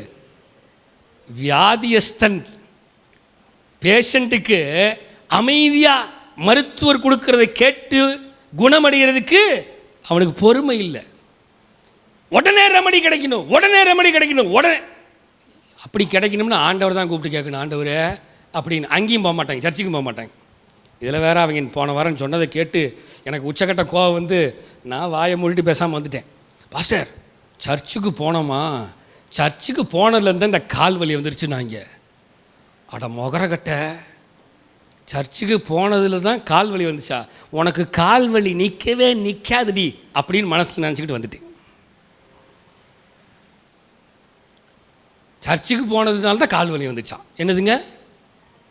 அடேங்க அப்பா, வைத்தியர்கிட்ட போய் பணத்தை அள்ளி அள்ளி வீசுகிறாங்க. சர்ச்சுக்கு போய் இலவசமாய் தேவனுடைய சமூகத்தில் ஆண்டவரே நோக்கி கூப்பிட்டா அவர் இலவசமாக சுகத்தை கொடுப்பார். ஆனால் நம்ம ஆளுங்களுக்கு அங்கே போய் எச்சக்கமாக கொடுத்துருவான், இங்கே இலவசமாக வந்து உட்கார்றதுக்கு கால் வலி வந்துருச்சான். நான் மனசில் நினச்சிக்கிட்டேன், இந்த வருடத்தில் உங்களுக்கு மிகப்பெரிய தேவ திட்டம் இருக்குது. பீப்புள் ஆஃப் காட், தேவ ஜனங்களே, நான் முடிக்கிறேன்னு 1 வருஷம் தான் இருக்கு, முடிச்சிடுறேன். அவன் பிரசங்கம் பண்ணின பின்பு நடந்த சங்கதி என்ன? அங்கே அதான் வசனம் போட்டிருக்குது. முதல்ல வசனத்தை என்ன போட்டிருக்கு? யோவான் ஸ்நானகன் பிரசங்கம் பண்ணின பின்பு கலிலேய நாடு முதல் கொண்டு யூதேயா தேசம் எங்கும் நடந்த சங்கதி இதுவே. என்ன சங்கதி? 38 நசரேயனாகிய இயேசுவை தேவன் பரிசுத்தாவினால் நன்மையினாலும் அபிஷேகம் பண்ணினார். அப்படின்னா என்ன பிரசங்கம் பண்ணியிருப்பான்? டேய், எனக்கு பின் வருகிறவர் எனக்கு முன் இருந்தவர், நானாச்சும் உங்களைய தண்ணியில் அபிஷேகம் பண்ணுறேன், ஞானஸ்தானம் கொடுக்குறேன், அவர் உங்களைய அக்னியில் நடத்துகிறவர், அபிஷேகம் பண்ணுவார் அப்படின்னு சொல்லிட்டு தேவன் அவருடைய கூட இருந்தபடினா அவர் நன்மை செய்கிறவரா. நல்லா தெரிஞ்சுக்கோங்க, இதில் ஒரு ஸ்பெஷாலிட்டி என்ன தெரியுமா?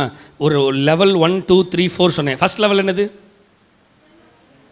ரட்சிப்பு. செகண்ட் லெவல் என்னது? ஃபர்ஸ்ட் லெவல் ரட்சிப்பு, ரெண்டாவது பேப்டிசம் ஞானஸ்தானம், மூணாவது லெவல் அபிஷேகம் அனாயிட்டிங், நாலாவது லெவல் அந்நிய பாஷை, அஞ்சாவது அந்நிய பாஷையில் பிரிந்திருக்கும் நாவுகளை கர்த்தர் தருவார். பிரிந்திருக்கும் நாவுகள், டிஃப்ரெண்ட் லாங்குவேஜஸ் ஆண்டவர் பேசுறதுக்கு உதவி செய்வார். இது எல்லாத்த காட்டிலும் ஒரு ஸ்பெஷல் என்ன தெரியுமா?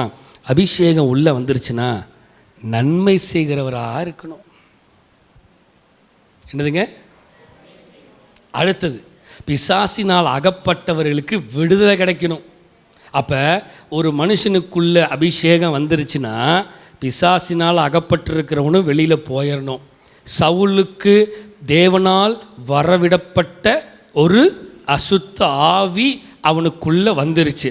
இப்போ அந்த ஊழியக்காரர்களாம் சொல்ல ஆரம்பிச்சிட்டாங்க, இப்போ சவுலுக்கு தூக்கம் இல்லை, போராட்டமான போராட்டம். தேசத்தில் இருக்கிற எல்லா பேய் விரட்டுறவனையும் கூப்பிட்றான், ஒருத்தனாலையும் பேயை விரட்ட முடியல. அப்போ ஒருத்தன் சொல்கிறான், என்ன சொல்கிறான், அபிஷேகம் பண்ணப்பட்ட தாவீதுன்னு சொல்லி ஒருத்தன் இருக்கிறான். அவன் வாத்தியங்களை வாசிக்கும் பொழுது, அவன் பாட்டை பாடும் பொழுது ஆவியானவர் இறங்குவார், ஆட்டோமேட்டிக்காக உங்களுக்குள்ளே இருக்கிற பேய் ஓடிரும் அப்படின்னு அவன் சொல்ல, உடனே சவுல் என்ன பண்ணுறான், போய் அந்த தாவீதை கூட்டிகிட்டு வாங்க. மக்களே நல்லா கவனிங்க, எங்கேயோ ஒரு வனாந்திரத்தில் ஆடுகளை, வசனம் சொல்லுது, கரவல் ஆடுகள் பின்னாக நடந்து கொண்டிருந்த தாவீதை கர்த்தர் அபிஷேகம் பண்ணி, நிலையை பாருங்கள், அவன் ஒரு ஸ்டெப் வந்து அதாவது போருக்கு சண்டை போட வந்து திரும்பியும் போயிட்டான், யுத்த காலத்துக்கு வந்துட்டு திரும்பியும் போயிட்டான். இப்போ கர்த்தர் அவனை இங்கிருந்து அரண்மனைக்குள்ளேயே அவனை கொண்டு வந்து நிறுத்தி, அந்த அரண்மனைக்குள்ளே எங்கே வரான், ராஜஸ்தானத்துக்கு வந்து, அடுத்தது ராஜா கிட்டையே வந்து நின்று, இன்னொரு ஸ்பெஷல், ராஜாவுக்கே பேய் விரட்டுறதுக்கு கர்த்தர் வச்சிருக்கிறாருன்னா இவன் திட்டத்தை கவனித்து பாருங்கள். இவனை தேவன் அபிஷேகம் பண்ணின நோக்கம் வேற. புரிஞ்சிருச்சா? இப்போ என்னன்னு, கர்த்தர் அபிஷேகம் பண்ண நோக்கம் என்ன, ராஜ்யபாரம், கிங்டம் தான். இதுக்கு நடுவில் எல்லா பிரச்சனையும் வந்துச்சு. ஆனால் கர்த்தர் இவனை எல்லா சூழ்நிலையும் கொண்டு போய் நேராக சவுல் பக்கத்தில் நிறுத்தி, சவுலுக்குள்ளே இருந்த பிசாசையே துரத்த ஆண்டவர் வச்சாரு. அல்லேலூயா. அவ்வளோதான், உள்ளே வந்துட்டான். இப்போ அடுத்தது உட்கார்றது மட்டும்தான், கர்த்தர் உட்கார வைக்கிறது மட்டும்தான் வேலை. இப்போ ஆட்டோமேட்டிக்காக அவன் வெளியில் போயிடுவான். ஸோ நல்லா கவனிங்க, தாவீது நன்மை செய்கிறவனாக இருந்தான்.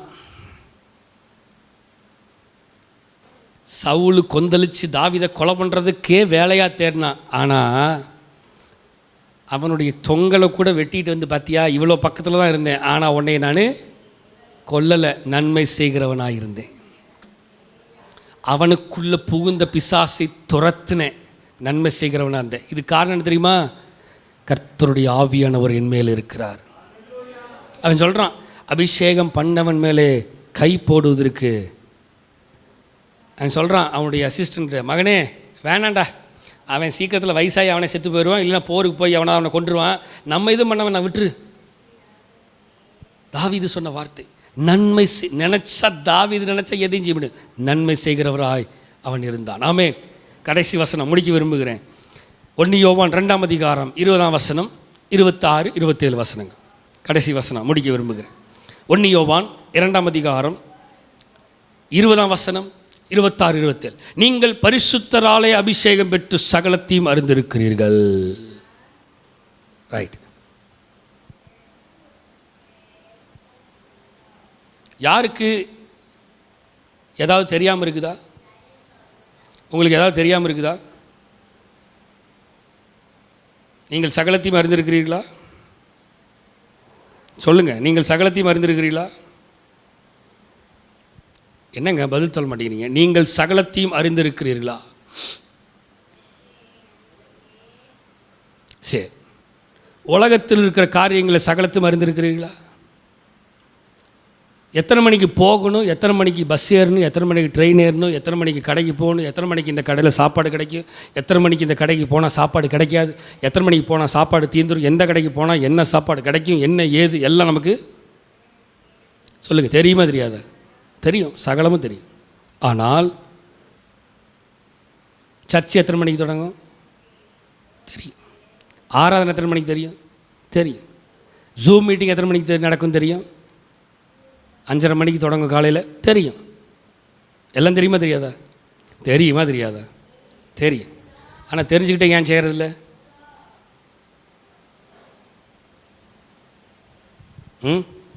சொல்லுங்கள், தெரிஞ்சுக்கிட்டே ஏன் செய்கிறதில்ல?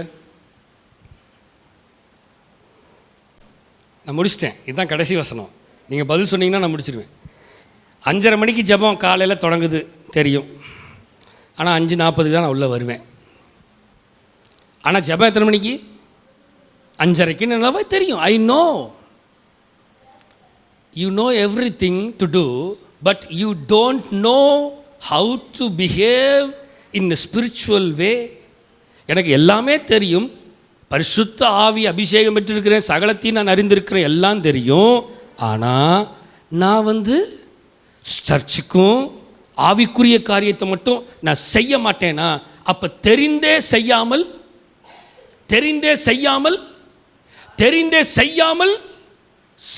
சொல்லுங்க, தெரிந்தே செய்யாமல் என்னுடைய பிடிவாதத்திலும் என்னுடைய கடின இருதயத்திலும் நான் ஓடிக்கொண்டிருக்கிறேன் என்றால் தேவன் எப்படி என்னை அபிஷேகம் பண்ணுவார்? How God anointed me, how I will get a blessing from the God. எப்படி தேவனுக்குள்ளாக ஆசீர்வாதங்களை என் வாழ்க்கையில் நான் பெற முடியும்? ஓஹோ, சபை விளையாட்டு, ஆராதனைகள் விளையாட்டு, பிரசங்கம் எல்லாம் காதுகளுக்குள்ளாக போகிறது. The anointing verses are going into our ears. காதுகளுக்குள்ளாக போகிறது. ஆனாலும் என் இருதயத்தை கடினப்படுத்தி நான் அமர்ந்திருக்கிறேன் என்றால் எப்படிங்க கர்த்தர் என்னை ஆசீர்வதிப்பார்? நீ எத்தனை ஆண்டு போராடினாலும் காணல் நீரை போலதான் உன் வாழ்க்கை. தூரத்தில் பார்ப்ப ஆசீர்வாதத்தை, கிட்ட போய் பார்த்தீங்கன்னா ஆசீர்வாதத்தை அனுபவிக்க முடியாது. ஒருவேளை ஆசீர்வாதத்தை அனுபவிக்க ஓடினாலும் வேலையை கர்த்தர் கொடுத்து நல்ல சம்பாதிக்கிறது, கர்த்தருக்கு திறமையும் தாளந்தையும் கொடுத்து பணத்தை எல்லாம் கொடுப்பார். கையில் வாங்கி அப்படியே எல்லாத்தையும் கொண்டு போய் இன்னொருத்தன்கிட்ட கொடுத்துக்கிட்டு ஐயோ அப்படின்னு நிற்கிறதுக்கு தான் கர்த்தர் வைப்பார். ரைட், 26 and 27 முடிக்க விரும்புகிறேன். உங்களை வஞ்சிக்கிறவர்களை குறித்து இவைகளை உங்களுக்கு எழுதுகிறேன். என்னது வாசிங்க எல்லாரும். சரி, உங்களை யார் வஞ்சிக்கிறா? உங்களை யார் வஞ்சிக்கிறா? நீங்கள் உங்களையே வஞ்சிச்சுக்கிறீங்க, அவ்வளோதான். உங்களை இன்னொருத்த சொல்லி கொடுத்து தான் நீங்கள் செய்கிறீங்களா? இல்லையா? சொல்லி கொடுத்தா செய்கிறீங்க இல்லையா? உங்களுக்கு பிடிவான குணம் யார் சொல்லி கொடுத்தா? உங்களுக்குள்ளே இருக்கிறது. உங்களை நீங்களே வஞ்சித்து கொண்டு இருக்கிறீர்கள். உங்களுடைய கடின இருதயத்தை யார் உங்களுக்கு சொல்லிக் கொடுத்தா? நீங்களே பழகி கொண்டிருக்கிறீர்கள். நீங்களே உங்களை நீங்களே வஞ்சித்து கொண்டிருக்கிறீர்களே. வந்துட்டேன் வசனத்துக்கு. என்னது? நம்மளுடைய வசனம் வந்துருச்சு. நீங்கள் அவரால் பெற்ற அபிஷேகம். த தீம் வாஸ், நீங்கள் அவரால் பெற்ற அபிஷேகம் உங்களில் நிலைத்திருக்கிறது. The அபிஷேகம், the anointing stays in you. அந்த அபிஷேகம் உங்களுக்கு நிலைச்சிருந்தா you will follow God's way. இப்போ அபிஷேகம் உங்களுக்குள்ள நிலைச்சிருந்துச்சுன்னா நீங்க கட்டாயம் தேவனுடைய வார்த்தைக்கு கீழ்ப்படிஞ்சு நடப்பீங்க. நீங்க கட்டாயம் கீழ்ப்படிவீங்க. நீங்க கீழ்ப்படியலைன்னா உங்களுக்குள்ள அந்த அபிஷேகம் இல்லை. The next line says, சொல்லுங்க நெக்ஸ்ட் லைன் என்னது? படிங்க எல்லாரும். ரெண்டாவது லைன் என்னது? மூணாவது லைன் என்னது? ஒருவரும் உங்களுக்கு, ரைட், உங்களுக்கு தெரியுமா தெரியாதா? ஒருவரும் உங்களுக்கு போதிக்க வேண்டியதில்லை. உங்களுக்கு தெரியுமா தெரியாதா? தெரியுமா தெரியாதா? வருஷக்கணக்காக ஜூம் மீட்டிங் நடந்துட்டு இருக்குது. வெள்ளிக்கிழமை காலையில் ஜெபம் எத்தனை மணிக்கு தொடங்குது? 5:45 இருந்துச்சு, 5:30க்கு மாற்றிட்டோம். வருஷக்கணக்காக தெரியும். ஒருவனும் எனக்கு போதிக்க வேண்டுவது இல்லை. Then why I am coming in to the Zoom on 5:45? அப்புறம் தெரிஞ்ச ஏன் 5:45க்கு உள்ள வரேன்? அதுதான் ஒருவனும் எனக்கு சொல்லிக் கொடுக்கறதுக்கு அவசியம் இல்லையே, எனக்கு தான் தெரியும் இல்ல. அப்புறம் ஏன் திரும்பி நான் அதே மாதிரி வரேன்? என் இருதயம் இன்னும் தேவனுக்குள்ளாகவே பக்குவப்படலை. ஸ்பிரிச்சுவல் அனாயிட்டிங்க கவனிங்க, ரொம்ப முக்கியம். அடுத்த லைன் என்னது? அந்த அபிஷேகம் சகலத்தையும் குறித்து உங்களுக்கு சொல்லிக் கொடுக்குது. சரி, இப்போ உனக்கு புரியலையா? புரியலினாலும் பரவாயில்ல, அந்த அபிஷேகம் சர்ச்சில் உனக்கு சகலத்தையும் டைமுக்கு வா, டைமுக்கு வா, டைமுக்கு வா, உள்ளே வந்துரு, சீக்கிரம் வந்துரு, லேட் பண்ணாத. ஒவ்வொரு வாரம் ஞாயிற்றுக்கிழமை சர்ச்சு முடிஞ்சிடும். இந்த வாரம் வெள்ளிக்கிழமை காலை ஜெபம் இருக்கிறது, 5:30 மணிக்கு துவங்கும். எல்லாரும் தவறாமல் நீங்கள் அந்த ஜெபத்தை நீங்கள் பங்கு பெறுமாறு உங்களை தாழ்மையுடன் கேட்டுக்கொள்கிறேன். இப்படிக்கு ஆல் இண்டியா ரேடியோ வாசிக்கிறது அப்படின்னு ஒவ்வொரு வாரமும் சொல்லிட்டு தான் இருக்கிறோம். ஒருவர் உங்களுக்கு போதிக்க வேண்டியது இல்லாமல் இருந்தாலும் உங்களுக்கு போதித்து கொண்டே தான் இருக்கிறது. ஆனாலும் என் இருதயத்தை கடினப்படுத்தி வைத்திருக்கிறேன். ஏன்? என்னுடைய பெயர் என்ன? இதற்கு அர்த்தம் என்ன? நீங்க தான் சொல்லணும். கடைசி வசனம் முடிச்சிட்டேன், கவலைப்படாதீங்க. எல்லாருக்கும் பிரிய குரு ஆயிடுச்சா? கரெக்டாக தானே பேசுகிறேன்? தப்பாக ஏதாவது பேசுகிறேன்னா? வசனத்தானே பேசுகிறேன். ஒரு நாள் லேட்டாக வந்தால் தப்பு இல்லை. என்னது? ஒரு நாள் நீங்கள் ஒரு வேலைக்கு போகிறீங்க ஆஃபீஸுக்கு, சகோதரர் அன்பரசிட்ட கேட்போம், உங்களுக்கு நீங்கள் ஒரு வேலைக்கு போகிறீங்க ஆஃபீஸுக்கு, நீங்கள் தினமும் 9 மணி 9:30 மணிக்கு உள்ளே இருக்கணும், 9:30 மணிக்கு உள்ளே இருக்கணும். நீங்கள் ஒரு நாள் 10 மணிக்கு போயிட்டீங்க, 2 நாள் 10 மணிக்கு போயிட்டீங்க. வருஷம் முழுவதும் நீங்கள் 10 மணிக்கு உள்ளே போனீங்கன்னா அந்த ஆஃபீஸில் இருக்கவங்களாம் என்ன பண்ணுவான்?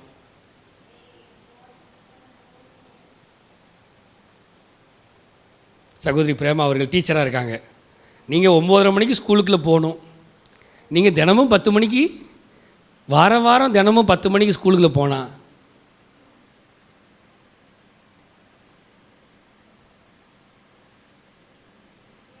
Just think how we are. ஆனால் ஸ்கூலுக்கு நான் 9:30 மணிக்கு போயிடுறேன்ல, ஸ்கூலுக்கு 9:30 மணிக்கு போயிடுறேன்ல. ஸ்கூலுக்கு போக தெரிந்த எனக்கு சபையினுடைய முக்கியத்துவம் ஏன் தெரியவில்லை? ஏனென்றால் இன்னும் இந்த சபையினுடைய, இந்த தேவ ஆவியானுடைய நிலைக்கே வரல.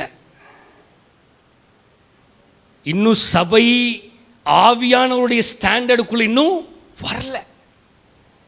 ஏன்னா ஒரு பையனை ஸ்கூலில் சேர்த்தும் பொழுது, டப்பா ஸ்கூல் 9 மணிக்கு தொடங்கியிருந்த தம்பி, நீ வந்து 9 மணிக்குள்ள வந்துடும் தம்பி, அவன் ஆட்டோமேட்டிக்காக அவன் மைண்டை செட் பண்ணுறான்.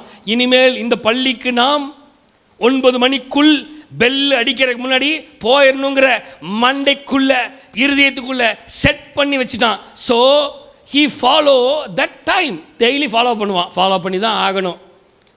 அப்படி தானே? ஆனால் சர்ச்சுக்கு சொல்கிறது மட்டும் ஃபாலோவே பண்ண மாட்டேங்கிறோமே. மக்களே, ஒருவரும் உங்களுக்கு போதிக்க வேண்டுவது இல்லையே. எத்தனை வருஷமாக சர்ச்சில் உட்காந்துருக்கிறீங்க? எத்தனை வருஷமாக சர்ச்சில் உட்காந்துருக்கிறீங்க? எத்தனை வருஷமாக சர்ச்சில் உட்காந்துருக்கிறீங்க? ஒருவரும் உங்களுக்கு சொல்லிக் கொடுக்கணும்னு அவசியம் இல்லை. அப்படி இருந்தும் உங்களுக்கு சகலத்தையும் போதிக்கிறது அது சத்தியமாக இருக்குது, அது பொய்யல்ல.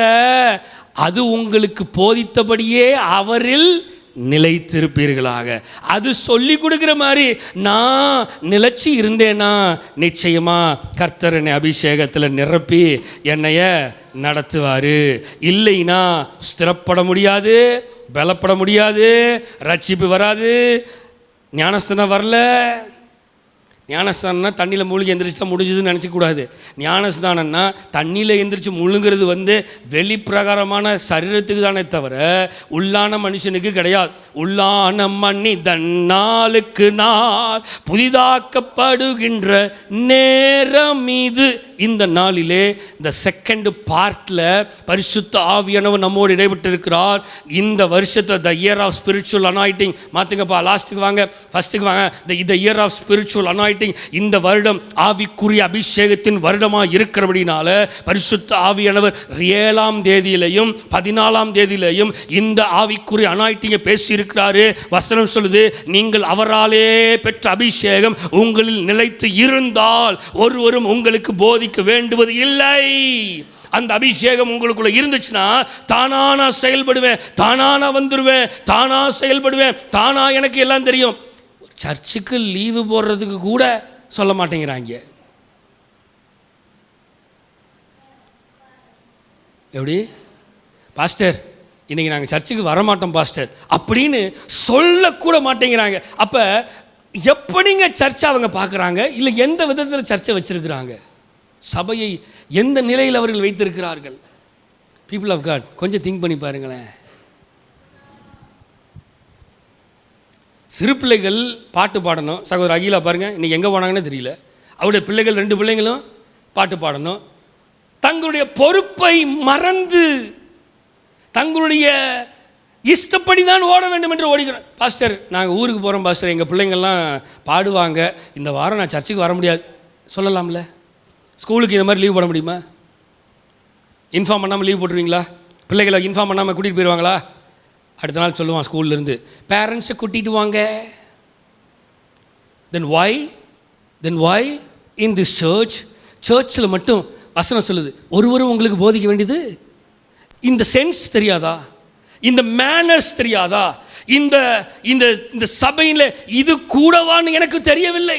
அவ்வளவு முட்டாள்தனமாவா நான் வாழ்கிறேன்? அவ்வளவு அவலட்சணமான நிலையில் நான் இருக்கிறேன்? இல்லையே, இல்லையே. கர்த்தர் எல்லாவற்றிலையும் உயர்த்தி வைத்திருக்கிறார். ஆனால் இது மட்டும் ஏன் பழகலை? ஏன் இது மட்டும் பழகலை? ஏன்னா இன்னும் ஆவியை பெற்றுக்கொள்ளலை. If the spirit came into me, அந்த ஆவி எனக்குள்ளே வந்து விட்டால், அந்த ஆவி எனக்குள்ளே வந்து விட்டால், யாரும் சொல்லித்தரணும் அவசியம் இல்லை. இங்கிலீஷில் வசனத்தை இங்கிலீஷில் வா. No one can. ரைட்டில் வா ரைட்ஸ். அழகாக போட்டிருக்கு பாருங்க. என்ன போட்டிருக்குது? You do not need any one to teach you. You do not need to any one to teach you. ஏன்னா the anointing teaches you about all things. அந்த அபிஷேகம் சகலத்தை சொல்லி கொடுத்துருக்குது. சொல்லி கொடுக்குது. சபை சொல்லி கொடுக்குது. அபிஷேகத்தின் சபை சொல்லி கொடுக்குது. இதுக்கு மேலே சொல்லி கொடுக்கணுமா? சொல்லுங்க. இதுக்கு மேலே சொல்லி கொடுக்க வேண்டியதாக இருக்குதா? இதுக்கு மேலே ஏதாவது சொல்லிக் கொடுக்கணும்னு சொல்லுங்கள். இதுக்கு மேலேயும் சொல்லிக் கொடுக்குறேன். சொல்லிக் கொடுக்க வேண்டிய ஏதாவது இருக்கான்னு சொல்லுங்கள். இன்றைக்கி இன்னும் அதிகமாக நான் சொல்லிக் கொடுக்க வேண்டிய ஏதாவது இருக்கா?